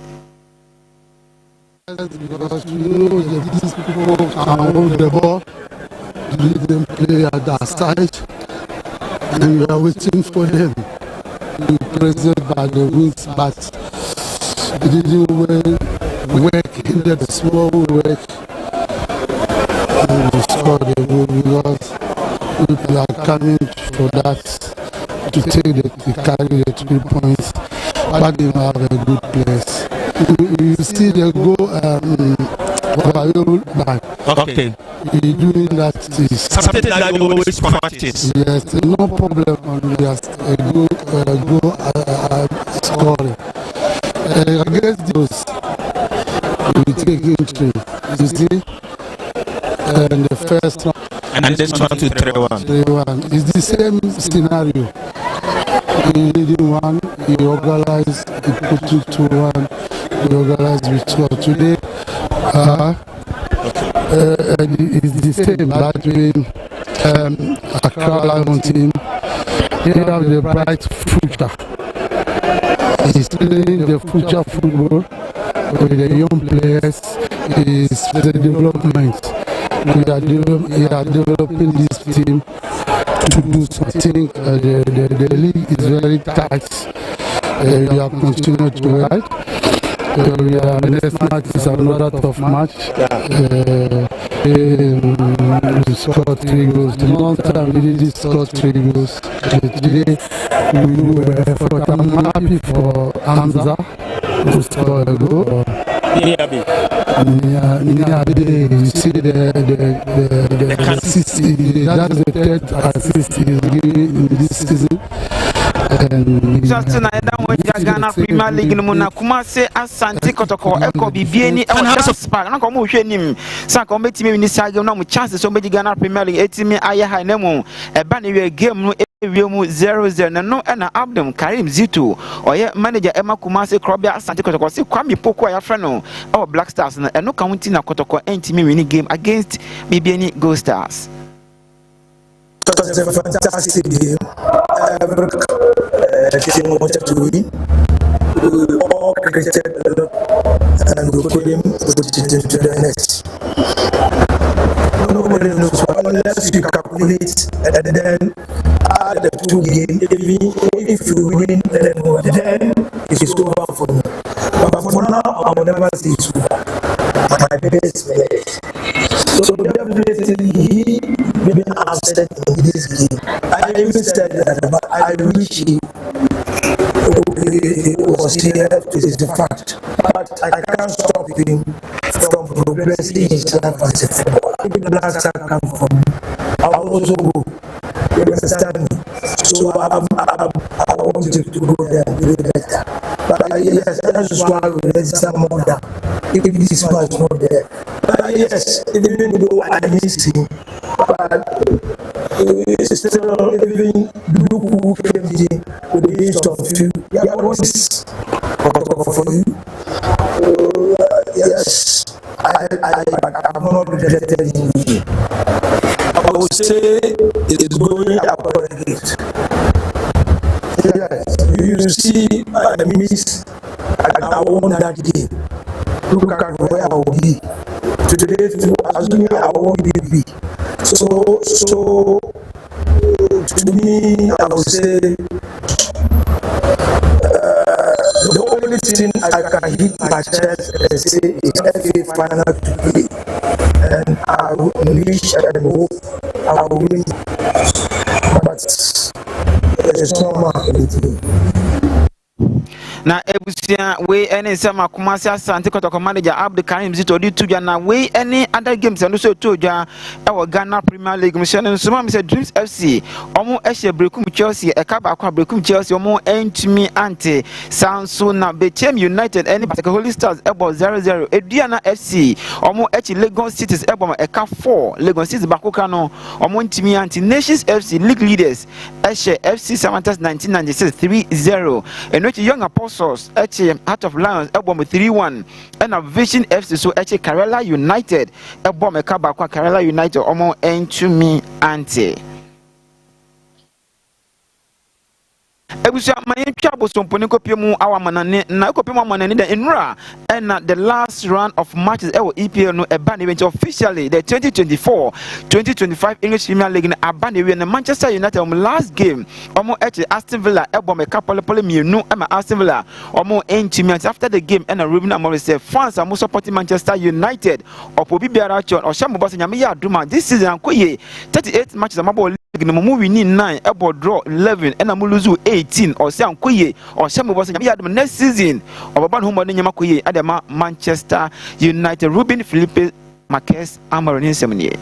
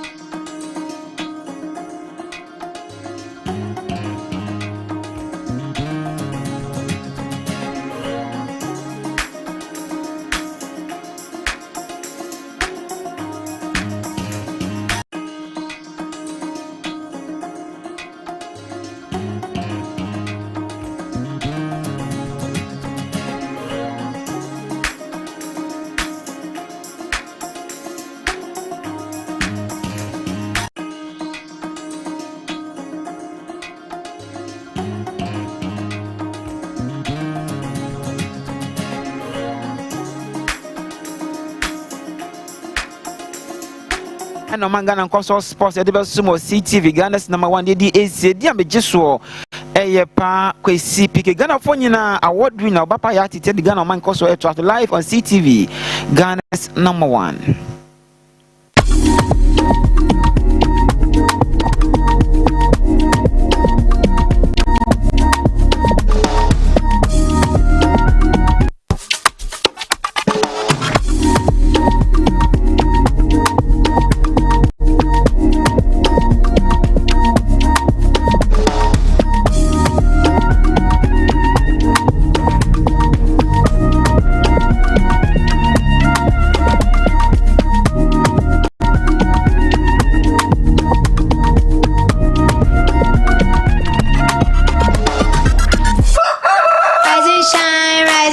It's another day to stay on point. Toast is Friday, it's still on point. Parties Friday all day long. Still on point, yes, it's still on point. It's still on point. Parties Friday, it's still on point. For your bread, it's creamy. For your toast, it's still on point. It's yummy, delicious. It's still on point. Still on point, yes, it's still on point. It's still on point. Still on point, yes, it's still on point. It's still on point. For your toast.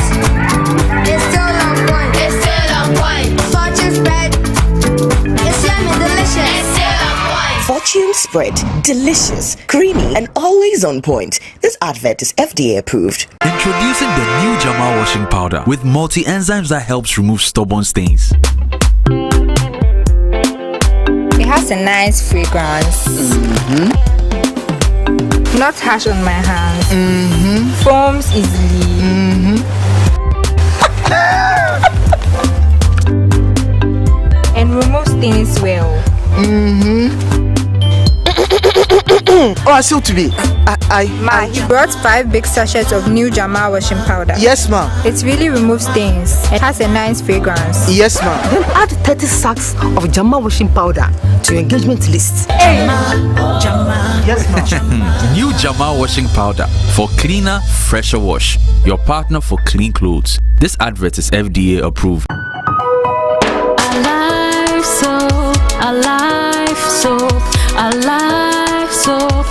Just like how water refreshes you on a hot sunny day, it takes a refreshing bath with a life soap to feel its pleasant fragrances. The soap I want and need at the end of every day, Leaving you with soft, smooth, and fresh looking skin.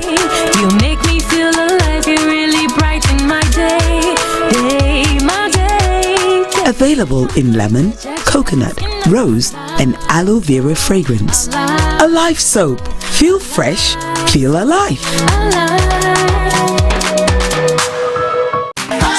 TV, I ask high sense. In 2032, me check it home. I copy na Kesium 110-inch display. And now your laser TV lineup.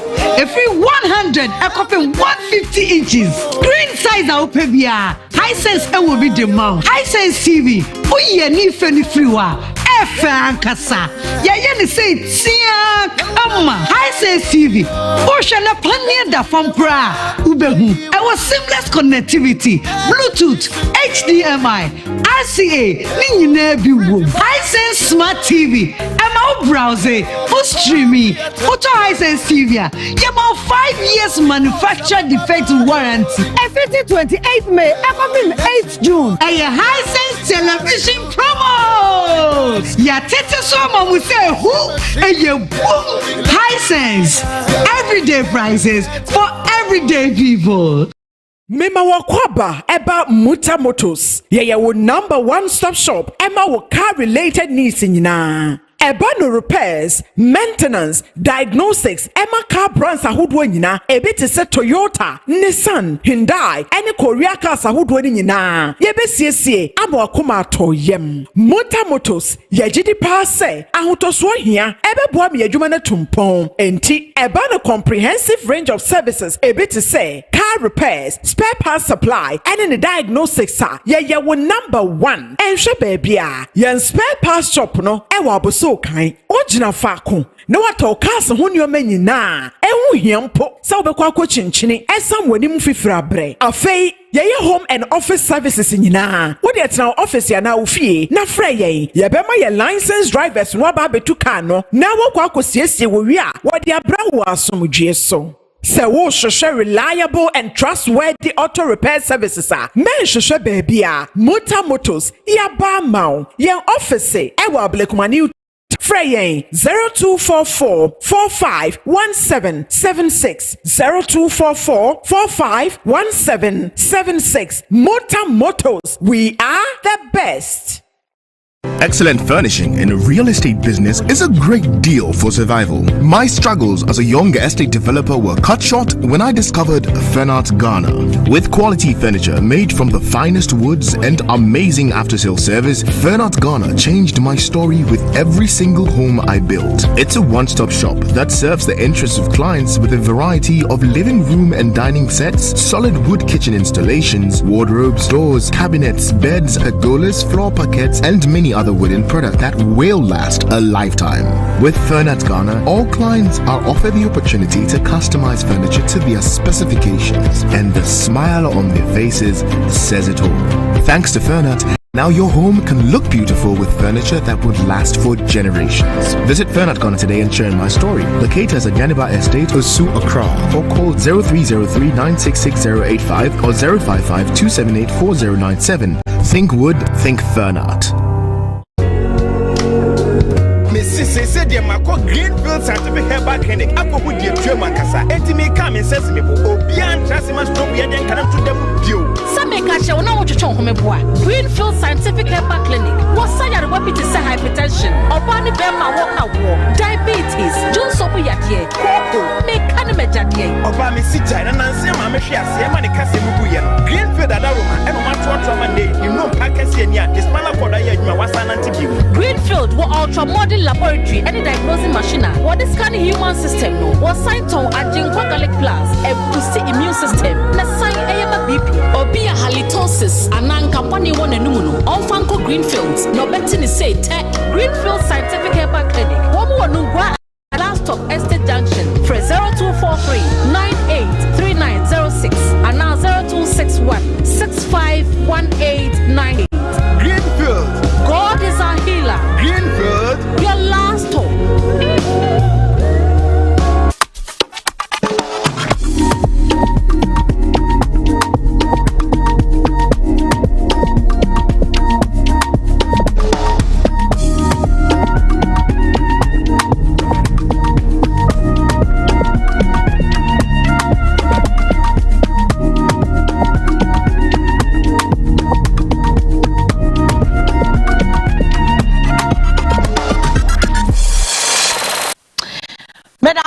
Wanya botra chairman na ye twa ye ho abatel makacho se na issues na ewo ho no edoso ye behwe so na ye di ni nyina ho nkomo ede ama wanti baby a wa wotie ye bia no pay koso ana join ye live wo Facebook my CTV GH my CTV GH and it's wadaroma oba na wa like na fame wa share no ede amame ene ye nkomo no edoso but ye beto ye bo na yakono enkakankakra ede amount mame kwa homa no eso na me kodi nkomo bi tew emra many about Matthew Floss ewa homa no eso or executive secretary Crusaders Against Corruption Ghana was a political activist. Theophilus, good morning. Good morning, Miniaba. Net to say yeah, the Yamia said, I bet Ababa Cham was studio, and Nadia may down come will be out on Cow TV no so. Next time I'll be pregnant. But say, made us a quick one. Yeah, share corruption and also catastrophe. Proye Archer said, Docro Ghana. Ye seek a some do one to a penny in a say corruption. Eddie Mo Aquatinepa. I think over the weekend, and I year around the Abbey, yes, you Eddie Magana Coco Board. HS or yes, or investigations. Adaya was shot Sume Baku Pebia, the $12 million. And it's here, Edmaya for more cocoa body car, and it's a suspect, say, and Crophobia will more around a to send national service, dear, been some of what you pay. That's as a 4 hour home. Senior, yeah, corruption as an issue, no, the Ababa Biasika, yeah, involved, no, a boom, boom, boom, no. Yabane there, are we making a headway at all? Aha, Mesha said, Minchia, Ghana for Minchi Obia. You see, I've always made air make us say, Ekoya, a woman, your biggest problem. Air corruption because omo at the helm of affairs because internal auditors so omo auditing doing routine work they don't really make it public for us, so we don't actually know what has been going on. So for example, we national service as this thing has been happening so many years, but we don't know. Or when there's a change of government, then Omaka can say this and this and this has happened. So I agree with Randy Abe. Omunye auditing, whatever they have to do, investigation, they should do it, and they should make it public for every Ghanaian to know. And they should be sanctioned appropriately, because your problem in this country, he needs a better fuel, as a Kababo. And so we get $12 million to pay salary. Where does it go to? Our problem is corruption. In this country, we have so many. Let me read you some story in March. There's even shortage of cocoa beans. The demand is higher than the supply. And for companies that cocoa no are processing in this country, but cocoa no, and people are smuggling. The issue of galamsey is there. So this country, there's so many disorder, so many corruption. The public don't know, and all this is taxpayers' money. So people investigation, also many investigation, and people should be held responsible, because corruption in this country called Ghana. Theofilus Osha and for Pana Emma Okunwe Yentimi Enkoyanim because more technocrats are more various institutions mono near can one seminas, even if the politician and the technocrats no and the executive, because I'm in charge of that database here Kenya and yan tackle issue no free hefa. Okay, I think the issue also started from strengthening our institutions. Yes, strengthen your institutions such that whether political party A or political party B in our power, our institutions can function very well. You see, because you know how the thing goes. So political party A or the name Crawford Baho, so the issue of loyalty comes in. So you're more loyal to the people that put them there rather than country now or someone serving. So I said we serve personal interest aside national interest. In our institution, so the constitution that we are reviewing, I think the institutions should be strengthened in it, because if Cocoa Board will be strengthened or more independent to do everything on their own and not serve the interests of people, I mean, we put the nation at heart into you know that this is not serving the country any good. And people should be held also into punishing for their loss to the state, almost causing that loss to the state. Also into punishing so that it will serve as a deterrent to other people may take it to our position. Because if they see everybody knows that okay, then I can also do it and go scot-free. Also, first, I think also strengthen your institutions so that the institutions like YOCO, CID, like SHRAG, like Special Prosecutor, those people can investigate these institutions without any cause to alarm, without their leaders being changed, without people being intimidated. Our institutions must be strengthened, because they are strengthening institutions now. These things will keep happening and keep happening and keep happening. So let's strengthen the institutions. The institutions should be independent, such that. And one thing is that the President Obama said, he is going to partner with the anti-corruption crusaders, because if the anti-corruption crusaders can also come together and hold national dialogues, hold institutions accountable, hold internal auditors accountable, I think that's the way to go. These internal auditors, they should be able to, the government should set up, also set up in this anti-corruption on the presidency. So the anti-corruption crusaders should also have a representation there, so that every internal auditor, after reporting to the auditor general and reporting to your boss, it should also report to the anti-corruption crusaders, because they don't have any interest whatsoever. So they should also go through and know that, okay, this is what is happening at the institution. So because if you don't do that and it is buying every individual interest, we are not going to move forward. The corruption is going to increase. And if you look at the figures, it's so alarming. $12 million. You can imagine what we can do for schools under trees. To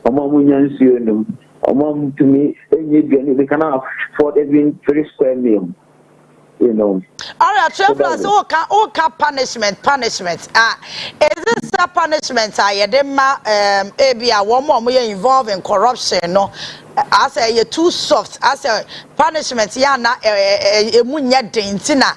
Anytime beyond for involving what who was at in mana. And what kind of punishment will you even suggest? Punishment, you know. It should be something that's a bit near scale. No, I agree with that school of thought in which what for the be through corruption you can bring it, but we should not let you go just like that. I mean, you take it, we'll bring it, and they will let you go. It will not deter people. So there should be more firm punishment. Okay, bring the money, but you do communal labor. You are supposed. There are other jurisdictions where you will be tasked to go and develop a community. You will be responsible. Go and do something. You have to serve the community. The punishment should deter other people. If it's imprisonment, prison, if they should go and serve particular community, develop communities, such that Madam Queen, let's go through this punishment. It should not just bring whatever you've stolen and it ends there. That punishment is not firm enough, and it should not deter, because once I say infantry argument there, punishment now or saying punishment a bit me ask party B from doing the same thing. The woman is just any normal punishment, like bring the money and go. I agree with that school of thought, because we need to get the money back. But there should be like 6 months community service. They are tune up enough for go there, identify a problem enough, solve it, make it visible to all Ghanaians, and come back. Then we know that okay, so much we or yeah we didn't enough or to meet or establish it tomatoes farming or cabbage farming. Cashew farming. I'm an indigenous now. And there's so much land, and there's so much produce out of that 6 months now. Of course, everyone knows the punishment that we are giving you for stealing from the state. All right. Theophilus, my found rap politics in Mokakra. I don't know. Says one follow NPP from thank you Thor. To Omontoko Omokoye to say as Oma started campaign temo Oma started in Crawford din remu Omo standing for flag bearer say it's too early for them, and now say Omo opposition there that's the way to go. You know, NPP issue, they have to first solve their internal problems first. and are coming to present something to her. Because I've heard so many candidates and Deba out, but the grassroots, those that Omubufu na Omankoto Abanu, and I said those Omubufu and Omkotuma NDC. What have they done to build confidence in those people? This base of division, base of divisions now up at him. If they don't come together, it's now up at him. If they don't come together and solve it so that the neutrals, let me put it that way, the neutrals will see that, okay, these people are united now. They know what they are doing. Because MPP, if Omuya, they will stand a great chance next 4 years. Why? Because they have the candidates already. People know them. And this is now going to come out with someone new. You know. They should solve the more internal issues. Because there are still internal issues. Thank you, Tony, this year. So, internal issues, solve it, and also build confidence in their party faithfuls, and also work towards getting the neutrals, belonging to A, belonging to B. Because they got to about 2024. I have so many friends that they think they are doing well. And it's party A never or party B never, they don't really care. So they didn't vote. So such people, what are you bringing on board? So do you whet their appetite? Someone can say no. Even though man talk about last 4 years, but I think what we move you know. So they should go back, solve their internal problems, and then obviously the flag bearership there, it's not one person ever standing, it will be two. But when they do their things well, present themselves well, they will get the neutrals. And then those that are not willing to vote, then they can be a formidable force. All right. Theophilus, Papa.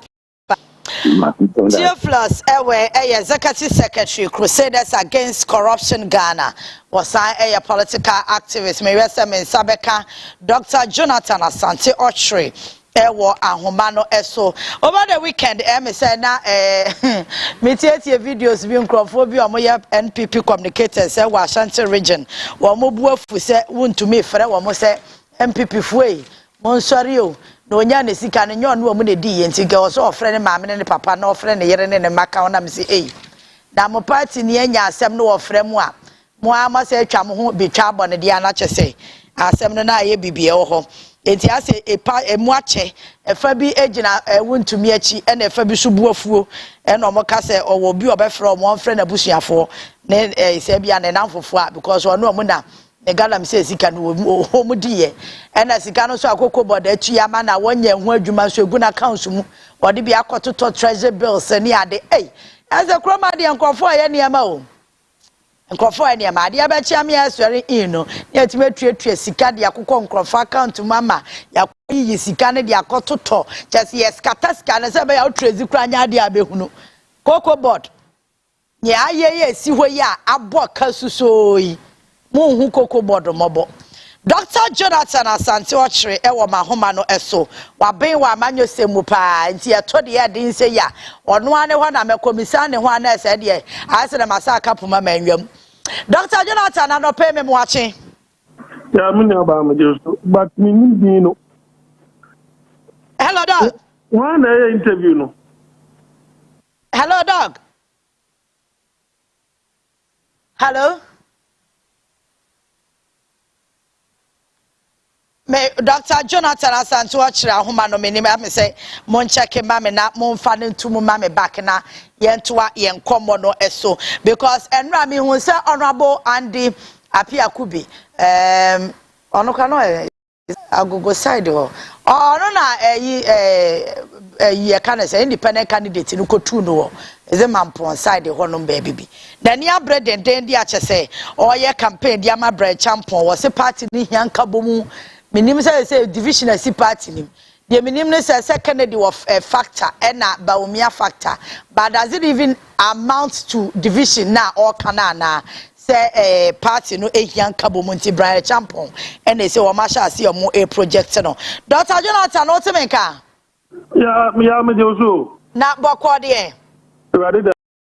Yami adome ho ye papa me dasi anope wa wonim se nkomo bi emu odin bia wa nam de betata wo na maju nim de kakra me ya sure say who follow trend kakra ma me fa won sha se free to me issue no so I think Friday no ye nyina ye nim de course so but over the weekend you could hear some of the communicators especially one more kumase no as mpanyifo ne de kasama no by party communicators ne party mani bi no ebuafu se nintiatie mu na no wotie mu se Ghana fo e mu sori o MPP fo e mu sori o mu ntina ma ha ma ye mi sei no won kwa frɛ na busuafo mra na ma ne mfrɛ wo mo ekoba ne saa nipa no ye politician e de ne kafa ne political career ho.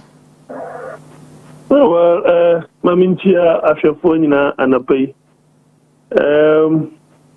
Obviously the leadership style you want to me provide in Ashanti region with respect to the MPP, no, and yes, something that is very popular with the people. I'm say Abraya Santo Abayi, you know. I'm say Sikano etimi femu papa and Kansa di and Komu betuno. And already Nankasoni say we need chance because of the MPP regional chairman I was Abiano. The article say be or no or national chairman. And I come back actually you. It is MPP for or Nipa with such a caliber, with such traits near there. Then it speaks volume of the kind of party that you know we have, and it's just unfortunate.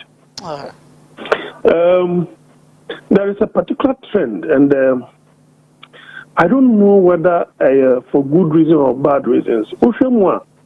Abai sisa aya na politicians no se eba ne say the emrano tawo mo na kwete say ye kwakoye na politics, partisan politics. I think say it is about time abai whichever abai that will be in power to make sure say some kwakwa arrest ni pasa I mean bibisa me won say enya de we are the obokro no if say to say you ready ni fee na ya chino abra ni ninna. I think say all that they needed to do is to send him an invitation because he's a high profile person. Yeah. But what will be an award and untino I asked na quite say omo mkutamra no fa kwan bi so ama onim eguase. I don't think things of that nature augur well for government and a government image in here. Okay. But the minimum says is here. No. When the lawyer said to say he will visit the national security again. Yeah, no, because CID. Secondly, no, the call I know here or the TV shows and radio, no, it is uncalled for. This year, no, I think say about a year free and the best and best reno. And to say Kabaya, you should call it a quit from the national politics. Okay. Yes, because can be on quitting politics. He should and do his business because he is not a politician. He's never been a good one. He may be a strategist. What you say because somebody on your highly educated now so what to me Alpha Crime be so a whole Ashanti region as their chairman for 2 consecutive times, Nadia. It means he's a strategic person. But as for politician, he is not a politician. And until I did we are Wosu Mahama say, you know, you're the best, you're the best for think about there and go on quitting politics. The other one I was say to have party communicators saying some friend of Bush for them it should tell him say his political career is over. You should call it a quit because there is no way national chairmanship of Odehyeeba, whichever money that you pay, no, because the optics will not be right for the image of the party, no. Until and here say Obacha so called regional chairmanship no afun crofo afun womo. Esan say Sadia we ya na tumi we ya no the afafa so a the company ni Akunta mining has been involved in illegal way. I have a channel. Into so who now show gold. Our Bontini TV, Sonia, all these were practices. You will have, because me, before elections, because when the power changes hands up, I'm sure about the channel. I said it some months before the elections. Anything yes, you know, dear, and yet, dear, but so also, my man, they are Sakwalabia or Fairfront Crawford. I think it's an indictment on his integrity in a near dinner or Castle beer, who is any near dinner. Even says, yeah, Canada, Japan, a Binyana, unless your mark album, Secretary Japan, or Tisa Simano, Kanwasama, or the book Runu Basa. But yes, and you know, means our Rambo style now, a man for party followers in their corner there. And here, because, and yes, if you are quack of Bokro, or it's a danger to the society near the end. You don't send invitation to a thief. But this is a high-profile politician. Not long ago was in power. I think it is better say best send away. Okay. But if you want to show him where power lies, I don't think that anyone will support it. Okay. Ma Ushemwa honorable and the appear could be former member of parliament say Bampong yeah the constituency and confuse me kakra. The constituency no cry him and the appear could be. But no and no me who say wa granting interview. Only say Bawumia Dr. Bawumia Gusho ye thank you to.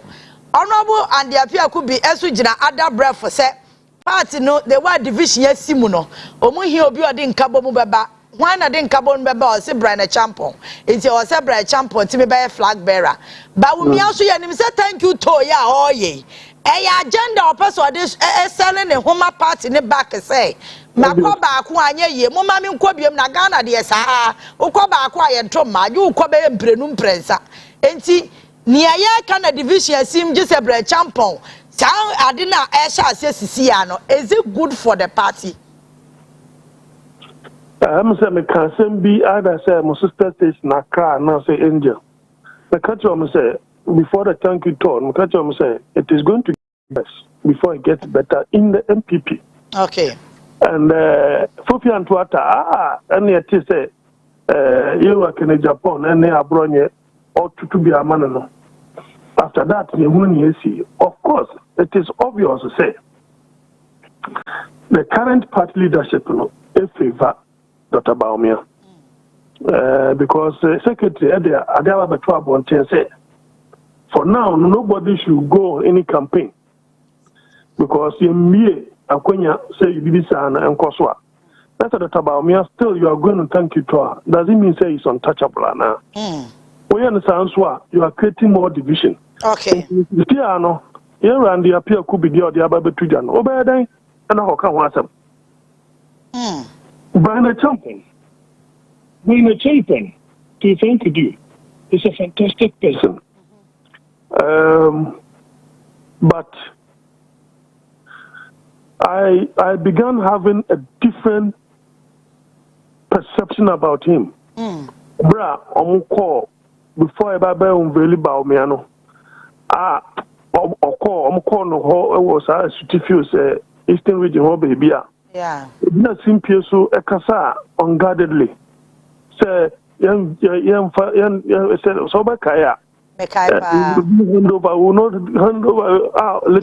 power over and hand over Wachana.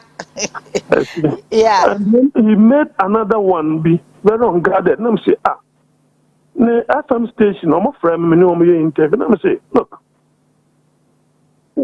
At the list of buying, list of potential presidential candidates. He didn't bear but one contested. Yeah. So I said, so if indeed you have a presidential ambition, and I said, you are a candidate for presidency, there are certain statements or comments you don't make in the public domain because it will follow you forever. The same catcher opening Canada Japan said, if indeed you really had presidential ambition over the years there, or let's say be an afterthought. Because the only reason I be MPP for N Traban Farmer, no Bawumia, knowing very well that Bawumia is not likely to win the elections. It is because almost present you may not be, you may be a formidable candidate within the party, but you need a lot more without the party to win national elections. Okay. And here is the case that your conduct in the public domain, though you are very magnanimous, charity-wise near there, but your conduct in the public domain is stable. And people to Mobia, and say about to abide the amount, probably on penny, not any stable there, any other bracket. People will not vote for him. Yeah. Who shall report in a bayana? A year, Makokwe report, I think you have parts of it. Yeah. Who shall responsible me at the Mae with respect to religion and tribe? I tell you what, who shall one? The MPP faithfuls, no, blame Bawumia pa. Blame Bawumia pa. And to me, on the basis of it, I believe the content of the report is more against President Akufo-Addo, Dr. Bawumia, and some other individuals who are bringing party down. But because it will go against them and they still want those people to still lead the party, they will not make it public. Okay. Okay. So that is the strategy they have adopted.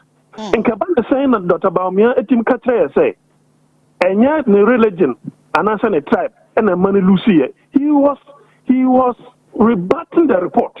A high cost of living. National Cathedral, any internal and some Mokakai.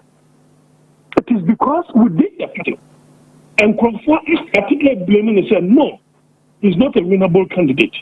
So they are thinking of changing him. But as it stands now, why and now Okuta profile Obetimi Eyinefiro? Okay. That is the headache. And after elections, before Crown Committee never set up, and I'm catching them say the main problem of the MPP will be Dr. Bawumia. That is their main dilemma. You go with him or should we drop him? Okay. That is their main dilemma. Yes. All right. Because currently, what the president, then the returned vice president, Moody, and then Obaapa Yaa Titi. It tells you, say, if they have a seamless transition from Mr. Muhammad to whoever, there's no way the MPP can win the elections. Two, number of seater MPP Lucia. Yeah. Now, what that means is that NDC has representation in these areas. So once they have structures in place, it is going to be very difficult for the MPP to win the 2028. And Nameka said the NDC potentially can do 12 years. Because whoever emerges, so Okwa and Niama, you're Mahama, vice president, and Neomwa, Mudi Jumana, and they are to tell Niamaso. What in Penisam Dawahi? Maybe see that. Ghana prices ever from. Menkai. Now fuel above former 5 times. Some time ago, the fuel was equivalent to $1. The gallon was equivalent to $1. And then it is below the $1. So, who shall say we are? Now, when you hear Ghana for Komwa, now when you be the same person that Bawumia coming back, when the records were so bad and abysmal, I think Ghanaians will remember some of the things. And the other things I find working against him. It's the former president, Akufo-Addo. Okay. He ought to have apologized to us. He hasn't done so. That's about me because you have something to gain, right? You have something to gain. That is the more reason why he's apologizing to the MPP faithful. And people will still see him as Akufo-Addo's man. And that in itself is also a negative, propaganda that can be used against him. Okay. Dog answer na memo akono. This same just a minute. This same and the appear could be a Asante Achimno of MP. Ne attitude that will put you on time ana omo wa bemu ono na lead team omo sorry ti akenoforiata na on penapo. So there are so many things akoso wa party ni mu anani anye ho okaseti aye ebi akire no ano o se anya NPP a party bia ntimi nye oman ni ye. So this is the same person that we are talking about. Well, politicians they always want to. They have permanent interest, but they don't have permanent friends. Once the interest is something that we know to his benefit, no, that is where you will go. Yeah. Most of them are sometimes unprincipled, unless the circumstance necessary.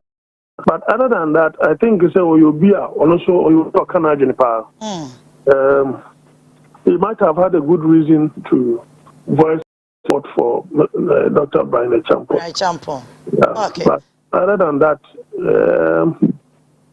I think that Brian Champon will have to do a lot more of PR and proper management. Okay. This snit issue, it didn't go down well, in the public domain with respect to the image.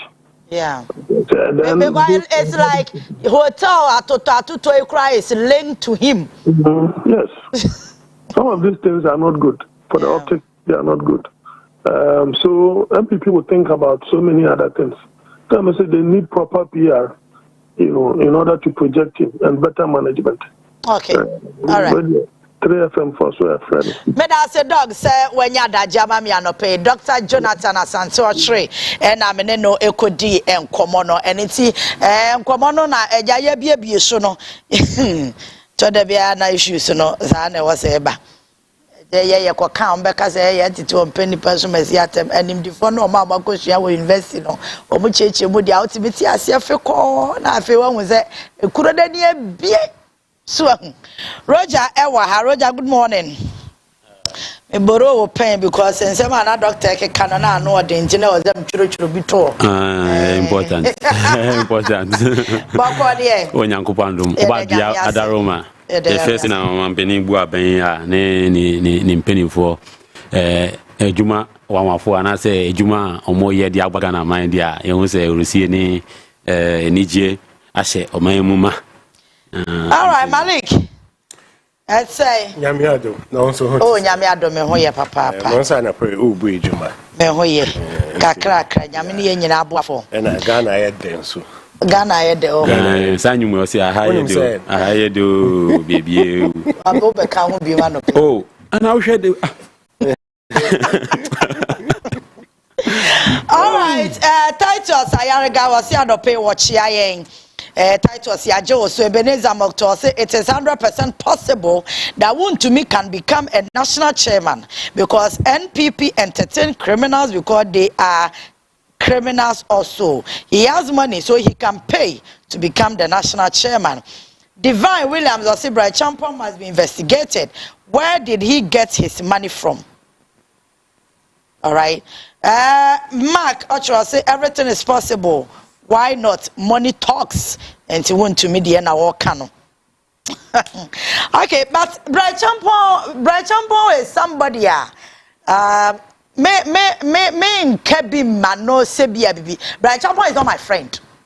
Yes, that's a gospel fan. Onya madam for. But the other question was they say ye won crofo a wo so no more business institution ni mo dada. Mami ka bibi ncho. Brian Champon sika wanya nyina ya Tamils. Enti Brian Champon nipa bi anke no kwan say obi na no kra didi Atamils atem anaso odidi jomama atem anaso o ka bibi kratia NDC because NDC da me na nya sika. Why you tua wo kafa controller bia wo tua Brian Champon ka. Because the most software was say we na ye di tua mo kafa so na Brian Champon dia. Atamils the man is opportunity no. He's good at it. That's his field. Only Madia no, and what developing the enemies here the year Juma a year. Anything Brian Champon Sika when you know to make us a do nephew, and on one case a businessman. What you say? And no chance why corrupts you be or baby more you investigating no. And no dear Yamas, the Yanni and you won't near Niabre, your hotel and compensate or Fakana Chichu Kwashi near Kufa to Kabum Nomotra. They do Mujaya, dear Mayan, or be president or Besanto. And here, you cannot get to order that. That's what it's in Munya. Ghana proper. omunya access on betoto na omdo mudi atoto so omi ama be ka che yen Ghana for say ya mobra enti bra champion ye tua wo kafa control and kwa dia utua bra champion ka enwa nokre na no meka nokre na chiro na ja we hu said ye sitie Omar Mohammed said there's nobody that NPP can provide to win again to win election again in this country no more. All right, Roger. Yes, I say from Kwama ye so from Friday da who to be from wo Ghana from sorry o munti na mahame ye me say mo ase mo munti na mahame ye ne sa mahame tata what you say your person obebo VP ase no ono sani pakoro na ase na ye be front ma o ye kura nya da ji ko front ma omo be fra ma be fra ba ya bunko se abodi ahye Yankopon enu onyam enti meza so echia esisu biem se mechia ye mame and then you were coming back say waba abeka yensa no obebo adwumaden e dia tie his excellency John Dramani Mahama echi no amagana for eni age ti say ni gia ya ye wo mu no dollar no wehu mahu mame sanchia adanfo ni na the youth of Adan and chiefs no and the leaders, the fathers of the land, and ye MP, Honorable Doyo. Yeah. Oh, sure. Can you say me beef no ye nyansha simple. Oh, men beef no, men beef no. Into what they say no. She, to kwa bi we do. MPP to kwa na ede. Doyo to kwa ede because ono what dey kono kwa no say be shito liam wasre. Na refi say won ne. Ma no ye bad papa. Inti no sa no kra no. Your friend no sweet amusement. Ready papa. Inti say na me kan me chi omu ni na na me saso chi ashama fo ni na na impeni party impeni more. Aside that no me chia party penny for the communication, the national communication team. And Obibia or to sharing the good news abino. Yeah.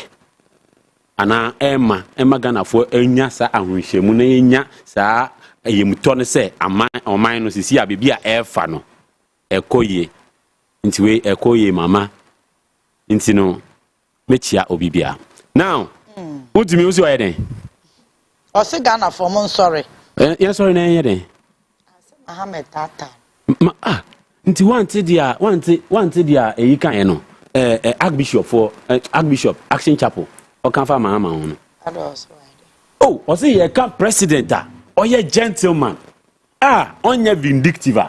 Onye we like obia onye him. Onye we but oma embra His Excellency John Dramani Mahama. I want it. Wa bona baso because obia nanka wedi ni boni nanka odi ayomhihye ni eyi be ka kire so be pay you back no afre o na asambo wa beti. What you say? Come over, let's sit and talk. Or take you input sa so kan. Dem Jojo na Jojo His Excellency John Dramani Mahama wa e wo kro emu after 2016. Hwede we o musi na twetwe. Hwede we even year campaign we in sema untumi nankazangasa Mahama ubu wa unhwe sa video no Mahama me say ubu oba Sante region krata ma wa be man national security for omo frame is omo frame ansa na watumi aba ha say Mahama me say ubu untumi asa no video no reserve where's that David say me video no kra me say years ni o yes ni but asem na odi no eyembra no na eteki ni course mi bisa o kokobot kana ye tiatu na account mu a onye djuma bia no ye njama ne fa mama na ko review ko che no institution no na e work abansika ebanise megu account mu for what reason credit class kan ko ye na wona Ghana ye papa dia anaye ma anase o se o di Ghana ye investment e ma womba intino o di abansika akoto tibio na o sa age so mfa so o hwe date crampo akoto tibio na sa tibio so no mo interest ni ye 30% ni bi omo sheda e control system no e create that space so that they will still loot state funds na omo in opposition omo this kana be share system no na ama aban abre hwe na omo nim say dollar no na ka e 25 series and 30 series unim say omo make statement be say I think Miracle Abwaje or say if Mahama was the one ruling now the dollar would have been 25 series at the day or kind no what you say and the dollar unim say 10 something oh yeah 1090 dollar no about 10 something oh baby see ya Titi to say who na Ghana for ehun aton a dollar kwa ya Titi so no eno no ye bonus so because enka manifest no enka ho 120 days pledge no enka ho man we no ye operation recover the loot no enna sisi system no who to media no it's not an exception because he has looted state fund state resources adia yedi bedi jumedie ama oman no enya so emfaso no yatam sikapudro ni na e de akoto bakofo account mu na want say oman party for ni bi e ka say o frɛ yen say yen be den tama wo diska no o frɛ yen me oyi gold no all say forest reserve no ofro bi say chale me kotu gold bi beje 1 kilo one mu no ofro mo nti wo to me yate wo bla bla bla bla no nanso enkofuku aban ni wo bedi emra no eni wo bedi pepepe squarely ena de wo say ye de 2 ye no ye de 2 ye na wa ho hwe ensensem kra hwe cocoa board items askawe cocoa board e use 12 million every month to the chair salary hey ade o de divide 12 million no by that 10,000 employees no divide say eno na ma randia be so obeye hwe divide and the Ghana de ye rade e bi mu tisika so ye tisika so na so ekomode yen in the voice of Akufo-Addo na matam sika puduoi e de kwhye kwa bakofo account mu say Odehyeeba no sa so de abe e de abe campaign and the omoke kaka say e brand champion and brand champion first and foremost or ungrateful human being ade na obi anka me osama opportunity say utumi kasakra editia NDC aban aside that also opededi president no mbie na no oh ayandi apia kubi yes me say when oya campaign amano utumi me kasa wasa ombi me say there is no smoke without fire there is no smoke without fire ayasema o makeka okukwem nti obetest waters no nti ma mendi kan emane hu se wo anka o capture state resource for your personal parochial interest asset e make profit for the state no e make loss o e make profit chain wan kasa facility o capture alpha na kanya say ye twen hu na ne ye be ma o ye president a say adebechi na Ghana Port and Harbour your private property o airport the private property o Accra Sports Stadium na ko ahwe ni yan ko beton Flagstaff House assassin angasa amane ho MPP before betumi declare say hormone enye safe because of national security jomoton amano no so ato pepepe ope president di ebi ope president of special MPP fan club lady and I say president of them or no mo ti new country bi wo mo party ni mu ana ever MPP head office oh David Amoti MPP country. David. Na the way president no pay the wife. Anya party ni na Ghana for to Obama no. Ghana for when? Or pay the Ghana krowe mu. Na MPP zi am party o Ghana. Omo party. Abana e guru no hu ye. Me say Sydney appreciation alone. Opa me election and there. Omunya 1 seat. Our parliament because ahoto abama Ghana for ye hu se MPP for no mabu ye kwasea omade oma say ye ejimi for sana MPP for akachire because ye de oman de ahyem nsem na mo de aye business e de sika na gugu mu botom e de jimoni muni mebusia nde ye hu rota mabeye na ye pese ye si anokwan na Ghana for enya so emfaso a na o frese Ghana for ye sorry ye ntina His Excellency John Dramani Mahama will say. Then all my all right. Malik. Ovaya. Yeah, good morning. Morning. I'm Pacho, what to say? You die hard, we say, Minchia, now or show, but I don't believe you too. The friend may be a fire service. Now, Minchia, or my opinion, so now Minchia, the good professor. That's the running mate. For the first time, Ghana, female vice president. Now, in fact, Chama won't me assembly. Say, you see a car, Nkofun Pobet. Now, dear, ye can say, a Juma, ye the amount say, ye. Na ejumano on 8th of January. I swear in president. President no etia konyaso. Na chief of staff ama order say mo bia nya payment until ye hwene mamu.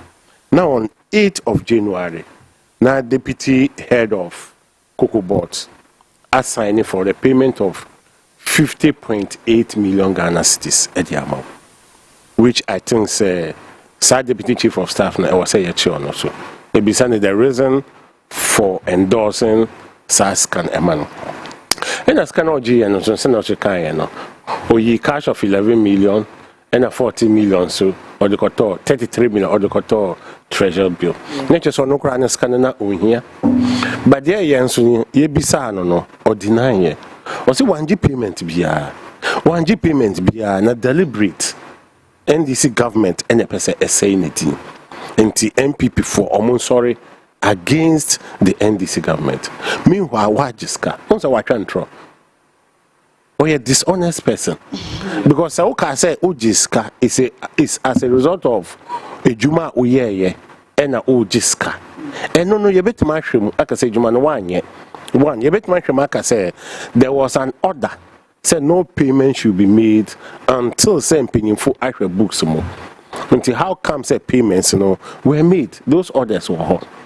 But once I can trust when Jiska be a mean Jiska. An an intelligent unit decided say on be freezy na account. Now police are invited to Obaya. You police to me free. Who drive a police to me stop Obejina. Now I check it be no I can say I know who be no question. Police are frail. Who say won't who you are above the law. Police be in the better man from police be on to me. Police are from one call. I feel the BNI for call say Omuka arrest. Who came? Who friend Uncrofu? Yembeji, Jomame Pro, when you say Yembeji, meanwhile Usuban, and I call society winner. Meeting a lawyer. Appear could be an amity. I'm only a lawyer in the council. Mitino. Also a patcho. Na and then a way by 9 a.m. on Beco or the Nebeco. Now call detaining because the why it deserves more than detaining until almost the Neco court. Because my first said Senipa Friday not because on some funny Friday weekend. But no cockroach was say detaining until said in Beco court. Because no, I didn't say I'm detaining Obesan Johnny. Detaining today by 9 o'clock Sunday. So no so here you choose cannot touch my wood to me account. We should yes for that person. That person should be arrested. That's the deputy CEO of Cocoa Board. Unless say be or can say be on say be a contract we or it be upfront payment. Yeah, the amount say be a fakoye ejuma no. Upfront no there or yes can say on fakoye ejuma there. Well, I don't know about no.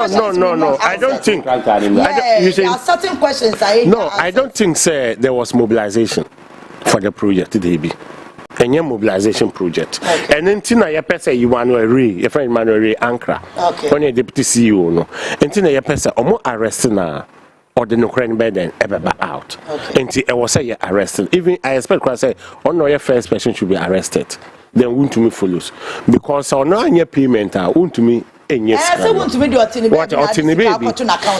danger is that man right? Yes Emmanuel Ankara so anyadi because the instruction said no payment should be made. Now yes we're in way on 7th, not 8th of January. Now what affected this payment? There's a criminal move there, and there's dishonesty there, and a disobedience and so on. Because you should have respect the orders of the chief of staff. wakasa. But Oma order we the following day no why is our payment? So to me feel say Emmanuel Ankra no should also be called. Now young question no on what basis and your payment and why was that payment not made long ago until say new government even you swear in a way Nicodemously you've made this payment. We have to find out because we are not playing. Obaya, what makes me happy most? Saturday na my junior sister flew car from La Paz Airport Tema. Could you believe La Paz and Tema used to be 20 cities? Now Omoji 15 cities, 16 cities. In fact, many years. That means there is a 4 cities reduction. And I endure so my uncle Bako air call committee 25 the way. Normally Muji 20 cities, sometimes 22 cities from the station. And draw from Muji 18 cities. I think there is an improvement. Ghana is working. Journalists, we now we are stomach journalists. Oh, Muka say yes, sir, buying cry na kroma and petrol, entimin form. Foreign currency, entimin droppy. Transportation and form no. I believe by now Omani they should bow down their head. Makai baby. Stomach journalist ya okay. It's a certain word that you using it wrongly. Okay. As a stomach journalist, before no montiasi. And a part of NDC for no so tiasi. So I think say I say what can me use opportunity in fight. Na fight be a stomach journalist. NPP na wa ba mu a omu di bone kronka. Okay. Say be obenya bibia die. NDC ba mu na say NDC ya bone mpo a on ka che say ono no o ba bia bi o. Ono ahwekwa be fa so obedidi. Okay. What am I say? Yeah. Me ya one person NPP wa power no man se sama no. NDC ba mu de mpesa me ka no me ka. It is how they na mo conflict no be a stomach journalist. Na na me dwene wa brofo no na mo tiase ana say. Ya kra ha ya wo brofo nya kasa nti ya na obi chro grammar na say won te grammar na say ya me ha wo sa enko ha wuti journalist no ye ni mo grofo na mo te wonum na omayo mo ho say NPP wa ba mu no president wa sheponkoa yetimi de John Mahama si radio so ni ye huru no ni ya cheche no ni chesa asema ni pa ne beka no wutia no abisa on say enti ni pass masi pa sem churani ya wa ye adwuma ya che e no wakasa say John Mahama ba mu ye ni pa na sa asesa na no SS give praises na no say me bra say me jamfia say me ye be ye be yeah. These are typical stomach journalists. What's I more refer to them? Me, there's nowhere Nyamikura Musa NDC be position. Now NPP be na masa kwa singi praises. I won't do it because omo ideologies any dey wo mitiri no emfa. Me no omo nya adwene wo niam bebre ho. So I'll be very objective. When I was saying he said yeah, once I first say it me talk you can't say prepaid. Our phone so. Time and I say, Baumia says points you call for years and Yanadia. That's the human of points. Some na make come for Baumia say, and no dear, why are dear? Because I say, we prepaid the son as a woman. I was so that you more dear, and no make candy or you. Oba Mimi Hune say, Oba, the Anya na make kayano, and no more say, no, but did Baumia. Oba. Don't you think say na Ghana and any echo because yenya mobile money under the NDC. Oh, let's even assume yes. Any time. Okay, So no problem any time. But now Ghana na any yes because I was a Minister of Communication na no. Anything about Ghana is working today. We thank God. Now yentie the Brian a champion so eka. Brecha for metie and then I start you. I start here. Your presidential. Yes. Oh, first time meet here about 2 months back and I meet here somewhere. And I or testy what test or tested grounds I will say they respond. Now a lot of people, most of the about 3 or 4 MPs are supporting, including Hopes in Adoye. Omunina is supporting the bid. Yes, is supporting the bid, no. But you see Sana yase kan Brian say, I was all the acid that my NDC. I was so who say NDC near selective.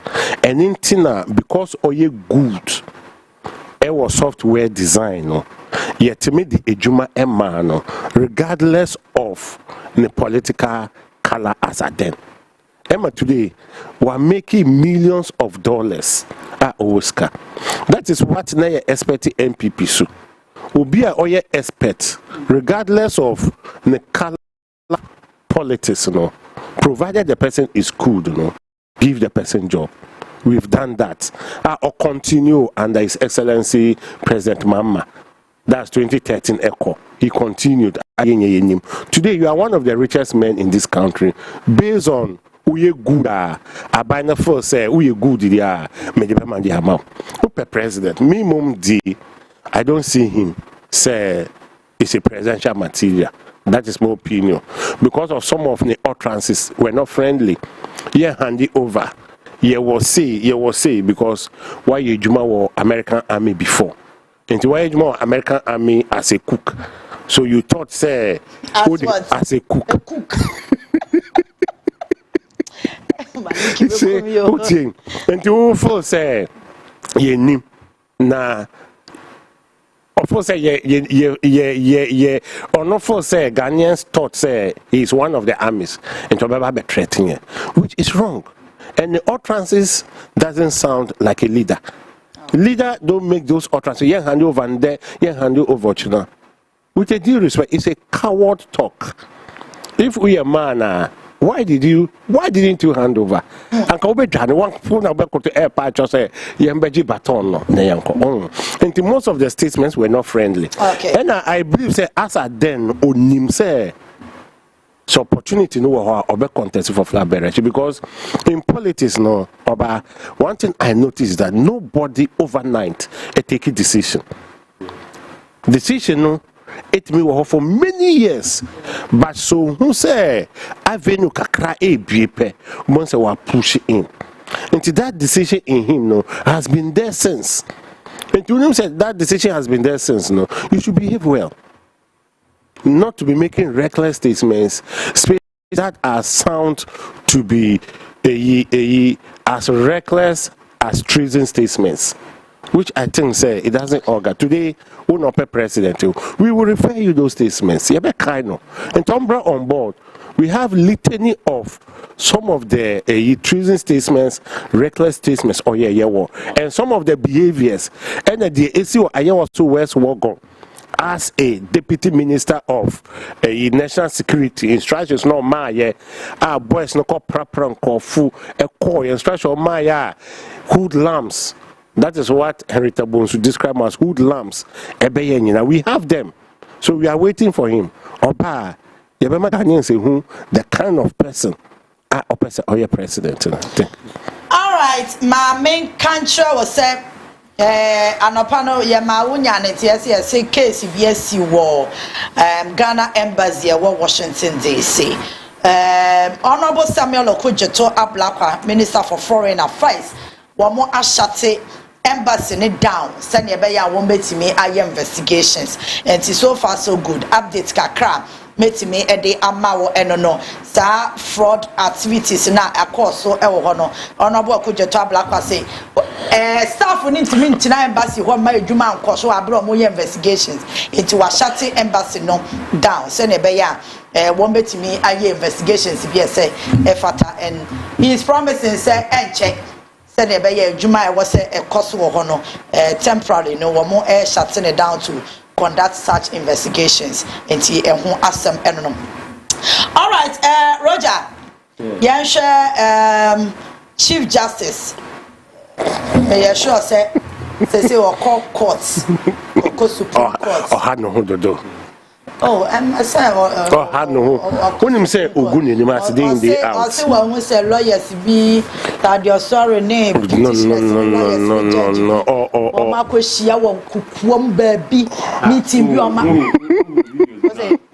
me ka se me fa topic ni manaka. Wo mako shia wo baby na dia wo makoye ne epo a wo ma bono. So mo eto aso tena committee no so enye ye.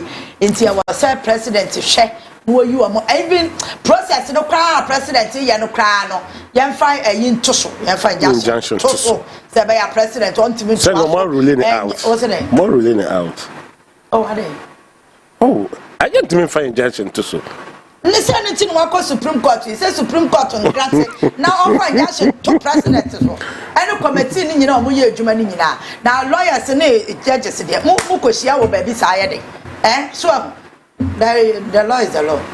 The law is the law. Ngofu omo slogans pa o. Another chief justice work. On can do before. The Champions League sir. Omo no ma father say on case o kan mo. Massa, they know their own. They know their own. Na they are not ye nene chese on come. Anyway, Ose almost a sang of way. And can you man come and say Ghana assembly or court now to sing of woman's now case in the court. On trying cross and our provision our constitution in one. A man is out to me. A man no can't there be so bias. Ziano, or not to me rank of an dream. Emma Moose on bear bias. And I said, why you be or Phyllis on message almost course. Debut.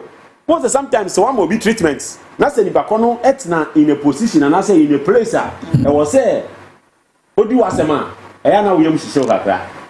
Because you might not have treated the person fairly. Why does it? If you him say the person will meet you squarely. It's no on only case na day. Because I will court no. And I say embremu. Bibia opesa wo ye bia no. And na ma wo bia opesa wo tu embremu no. It should have a constitutional grounding. Debe article and across any old constitution no more. All the case yes sango for no work in so. And I say a man to me say offer injunction and to their president in Mesamu bia na ya senior comrade CEO of NPA. Lawyer also want to resign. Now resign yes starting football match I'll see Mbobium. Na say what on cast or very resign. And now we are saying akase ne kweka. Sometimes akase nya hweme kwa ma resign. They say in very case the Ghana for how the judicial system the independence in the country. What I say? The person here reinstating the public trust in the judicial system. Case we John Dramani Mahama, His Excellency John Dramani Mahama, ni interest. Case way, NDC ni interest. Case way is the interest of the average Ghanaian because share Afro barometer statistics now. Or say the public interest in the judiciary was as low as 28%. 23%. Mami bisa na fo anje judges ni omo jamu ni onanga zakra na sisi anu pra posi obi o betina case no no na say obi o betina on case no so anje ni anya no ka was already panic bia obe bias sisi anu okita microscope abo we are say maybe excuse me to say obi ni mo ro mo da you what you say it say the whole Ghanaian populace are expressing this level of unpleasant in the judiciary system. Who president who to better who am I? Who am I? The president is just carrying out his constitutional mandate. He has been petitioned. You get it? And the context of the petition requires that president ever follow due process a man petition man room say obeka say meya na me new petition essay or say or comply. The president is just like a conveyor belt. Anyway woman our case here. And Ghana for the only way here the state. I mean Ghana for the Ghana for no. We the lovely people of Ghana, Now I want to take contract anyway.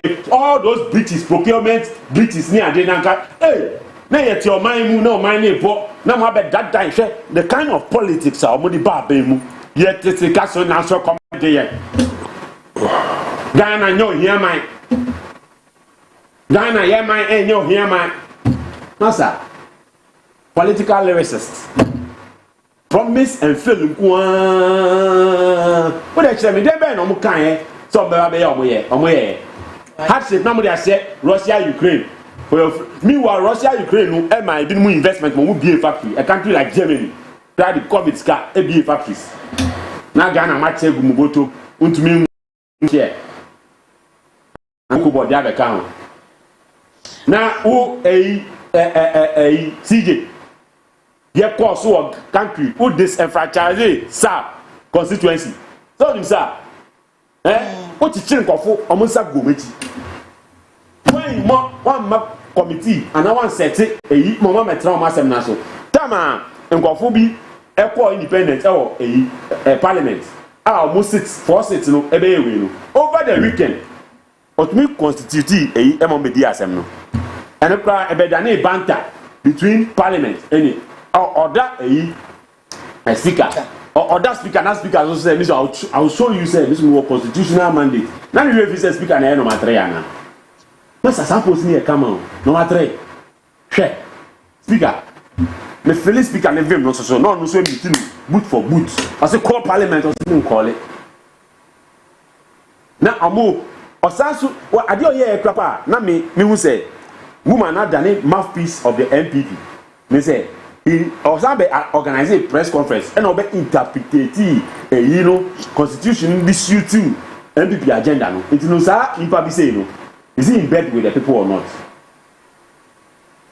is he in bed with them into the way or the American show or MPP party kakra who no PNP but ono anga soni ono anga sangasa oni alright obi bench this one san obaye obi ni bench this one san obaye enye politically imbued that don't mean baby enye high jump na wa o hwi kese no onya that system no legal system no was supposed to be independent. Are you getting me? Yeah. And it has to go through the processes. They say me bra penity has say meet me one day and sorry na me fie e bia next year be ba no na me be ni ache no ana me be me double sao but no we're working magic spiritually na pio physically it's the kind of magic no here na this year we who na standing men na amugu bench ne so na ono hwe a won say enkoyi nti onko pe ke paluta no don't fan consoling me okay but more yen agree so say obe resign because he empany e be go through the process so that e be encourage the average Ghanaian how the political system how the judicial system has now been rejuvenated built to serve the special and beloved people of our land Ghana. Ebenezer Motor say when they bring Bright Champion, they will get 9% in the 2028 election because he's a wicked guy. He will come and collect all Ghana legacies, including Senate properties. Okay. Omar Mohammed also said there is nobody that NPP can provide. Hey, that's a comment. Not also a jump. I say there's nobody that NPP can provide to again. Okay, I think I'm a Obaapa that's all the to be better when they are done. No, there is nobody that NPP can provide to again win elections in this country. No more. That's coming from Omar Mohammed. I say, Ebenezer, I say, Mami, yeah, please, either you like it or not. My boss won't to me will buy the Chelsea football club. Ebenezer, I be careful. Be careful. I say, prepare the second. I say, yeah. The stomach journalist like Jandam. Brian Champon was a petrol attendant in U.S. Army. He was a prempe. Governor, I say, yeah, I want to find out from the NPP lawyers what set of procedural failures are found in the process of removing the Chief Justice when the President received the petition. All right. Those who are making and disturbing our peace in this country bought their certificates from online universities without schooling. They call themselves lawyers. These guys are a shame to mother Ghana. Mame Ketua say anopay ono so shame. All right, Malik. Baba. One baby. Somewhere causing na efi Mame Araba. Suspended Chief Justice. The Edine Kano. Onankasa bridge constitution of this country. One Onwemu. Started from that otro letter at the bread of my opinion. Say or percent copies of or more mutual petition against her removal. Now utia per the constitution or CBBA was say a year secrecy in camera.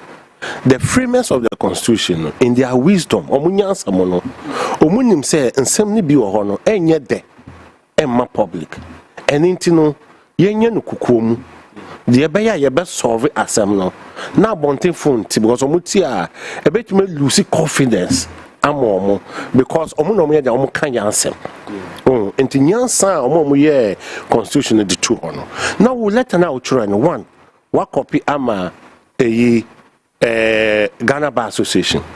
What copy am a former CJ, Madame Sophia Kufu.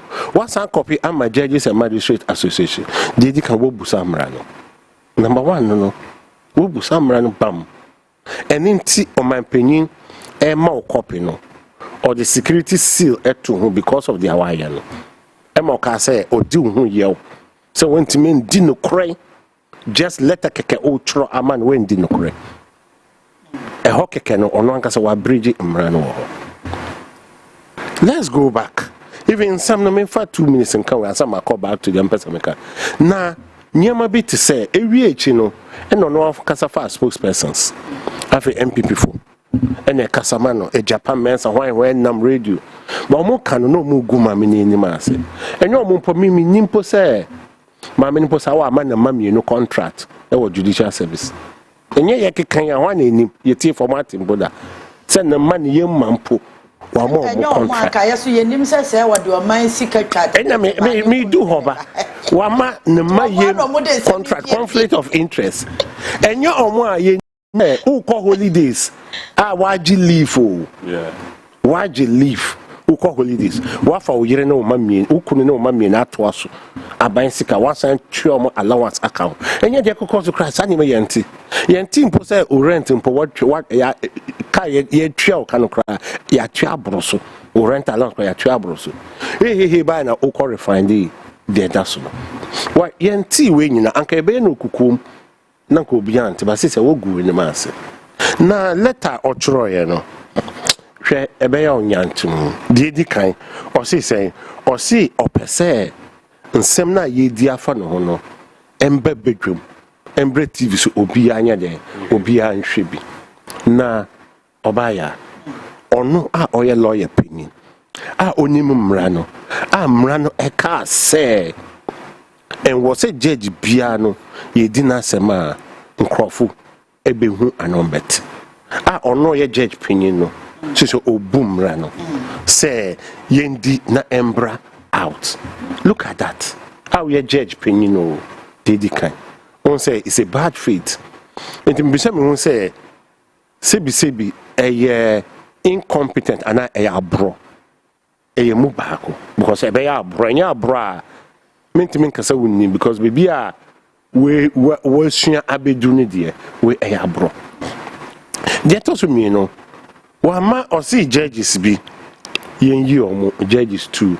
Na emumu baako etna case a yedi a efa no ho na because nora edima petitioners edima other people no ntino obetime di etiano na no ntino yenyi na fimu oba ubeji di say utie ye wo judge bi a original MPP candidate e wo hohoi olusiwe no na kofado di no ko share Supreme Court na ye case baako Mamu we de not name. And a title sorry ebe raise only my many word don't go there. Where do you see no don't go there at all. You are going there. Today you are going there. Oh, where do you see my name? Don't go there. Don't go there. Where do you see my time? Yeah, me to me video no one ma shall be to me sermon. Don't go there, but you are going there. You should know better no. Yeah. You are going there. And then another relief also MIA there. Or see young boy eyinungu suspension na OMAN penny suspending no. Or per se Supreme Court ebogu. Non come back to Nejuma Nkoye Ejuma. Mami. It was a CBC Obakaso ka on dream ho kakra. The kan constitution no Emma OMAN penny sa 2 minutes. Say opa when you opa on you nothing change. Opa on you constitution man 2 minutes. And a 2 minutes no and exercises a change. But then ye nyina ye ni OMAN penny ye adwin if you say I want chen nyema oye em ka hwe o want chen hwe nyema oye ye enti ankoman penyin jawa eni yenim ka de be koso but to me eni de mo penyin o man penyin say opa on you opa on jaw no man penyin hwe de wo ye na we acted in a bad faith and lawlessness no anyway then oyi ba hwe de wo ye wo usi court nye den court mbogu suspension report mbogu. But when say a bit the court amamako Lucy. Just this Friday, the more Lucy said the same case you are we a Sunday by. Young Fantuncha was Sunday akose even puno omo munye non judges na ye fa omo OMAN penyin in you omo. Sunday patre na eka ho munye jenya ma OMAN penyin e mo muntina board. You don't pay the constitution no. It allows for only 2 judges. And a 3-year non-judge will be on my opinion, PBR, and then order. My chief justice say, you are Monfiho. Now, board no cry, yen tremu cry, my and dinner say. Oba, Charlotte say, Unum the bonnet, you know. Bridge, procurement bridge, keke. Otifi, who procurement bridge were who a conflict of interest, who a bad attitude. Who are professional misconduct? And no credit, who are professional misconduct? And sana who another criminality. The fact that una opti say yentuya opese yentuya plenty kid no yere no bibia one okay mama allowance on can. And na OTDC Friday no ebe here was it Thursday or Friday? All converting hono.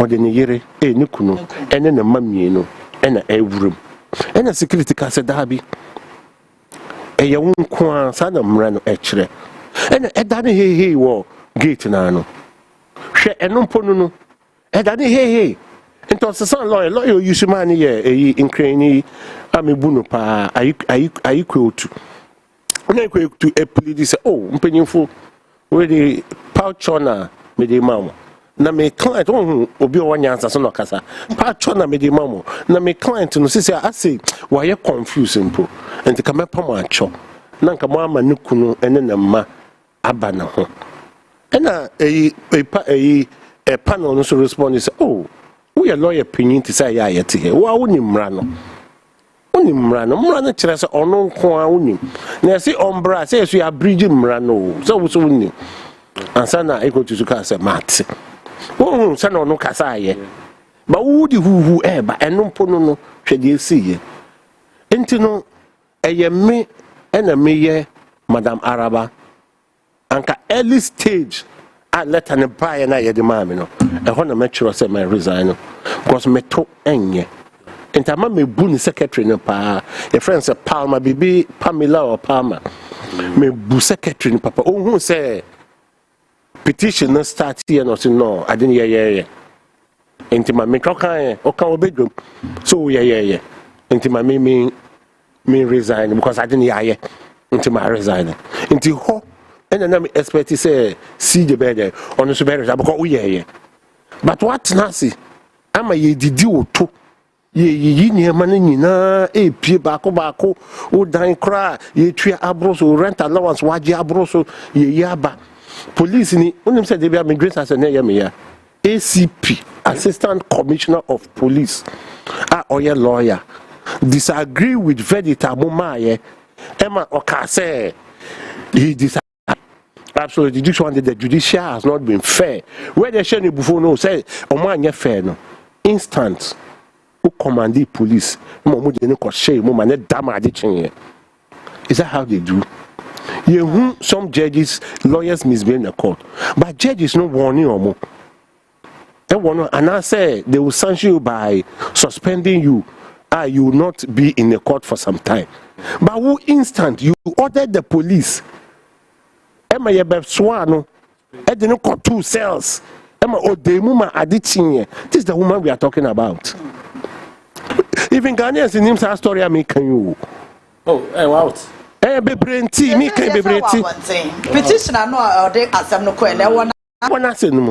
Oh, yes. Emma Aditi here. And another one minimum say OT workers na ye pam court high court ruling say for 1 year no yen fa omo. So what pam workers no. Or say almost say workers no e suban bia enye. But civil servant we don't sack civil servants.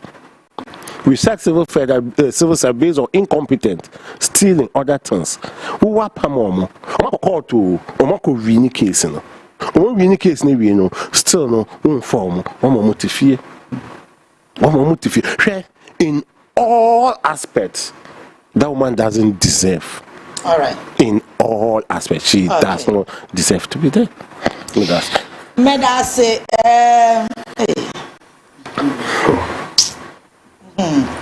Stephen Joe, I say NPP lawyers don't know the law, they know the judges. That's correct. Kobinacho, I say, I would like to challenge any NPP lawyer to come forward with any shred of evidence with regards to any breaches found in the Constitution when the President received the petition, and above all, the petitioners to remove the Chief Justice. Steve Joe said that woman is a judicial terrorist. Okay, Mami Fawe in Chatuo. No Philip or Titi. We are watching you live from Agoshi. Agoshi, maybe voter. Oh, okay. All right. Yeah, that's it. Okay, Roger, 1 minute. Your time now, so. But you not tough. We have also the Fabia. What is assembly there? His honorable opinion concerning nurses yeah, I mean, yeah, me can say. A micro more developing American for export service. Of course, yes. And you know, a policy, it is in the right direction. And you know, I would applaud him. Okay. Now, I mean, you say only Jamaican. No, other countries. Different people, different countries. So when you say a Ministry of Employment, you go for Korea. Yes. You're working on Germany, dear. And you know, about taking measures. I make sure say can any be a beton. Now, sign my wedding so ebe help in curbing your forex issues. And you know. Honorable Sam, opinion to Obaapa. All right. Money. Aside that, many Libra penny, I can't in Yama baby. We Ghana for Nankasangasa, any DSM no. Ghana for any DSM. It's a woman Nankasa or fat a ye case no. No one Nankanajim a Bobby Sana. Nankawa catch them who say, Sawi, my. Because in Yamadi now, before what was our market or dad and a caconi. You know, he's just amusing herself. All right. You know, on Jai side, you know, woman, no answer, no, we are the catcher, also a best dancer. Okay, Medase. Okay, Medase. Mamena will be asking me na Malika say. Namena Rojan so I say. Namena wa share yen so I couple yard watch na. Your issues be bria ye beto aso na ye di ho enkomo. Tinya poma de pa enchi nyina pa cho ya no awe won su ye. Ade ba kwa meka cho no say wo wi ase abompa for favor. Yankopon Emma o favor wonem wiase na favor na wo so a abrabɔ no ahwa de betare be wai because nyame no o soro so wo he no ye nyina ye de gidie da som Yankopon nyame no o mfiri ba bia wo de fa nipa so ne boa that's correct o fa nipa so no wa boa wo ene tie o so bɔ mpa se rade nipa bia o ye meboafo a memu a wo ne nkyɛn ya wo se wo de ma me locate no na me locate no so a ana ono so locate me o locate me amesre wa ama o favor no entome so cause obi wo hono mo a ohun wa na ne buafu ohun wa na ohun ye na hi onye ne hwi o saa de na o wi ase obi wo ho ohun wa onye ne hwe won ka no na ne buafu wotan wo keke onye ne hwe obi so hu wa no wa pe wasem enti wo se wo bom pa ye se rade me pie ma favor entome so se be ye ja men so metimi enya moa e de e free enipa enchen na yenyina obra kwantu na yetu no nyame ne yenyina yemboafo ochina yebesan anywhere hia ewo CTV OMAN Ghana NKOSUO eso pacho eya like yen page no na fe wa follow yen anytime be a CTV ebeba live no and wadaro ma benya notification na won so waye den watimi adjoin yen okay so crane tententi NDC executive member at Chimampunia constituency, member of. Greetings to Honorable Sakino Furiwa. All right, special good morning. Nyame Onshra. Beba cho nyame admochna. Yebesani weshi ayakra.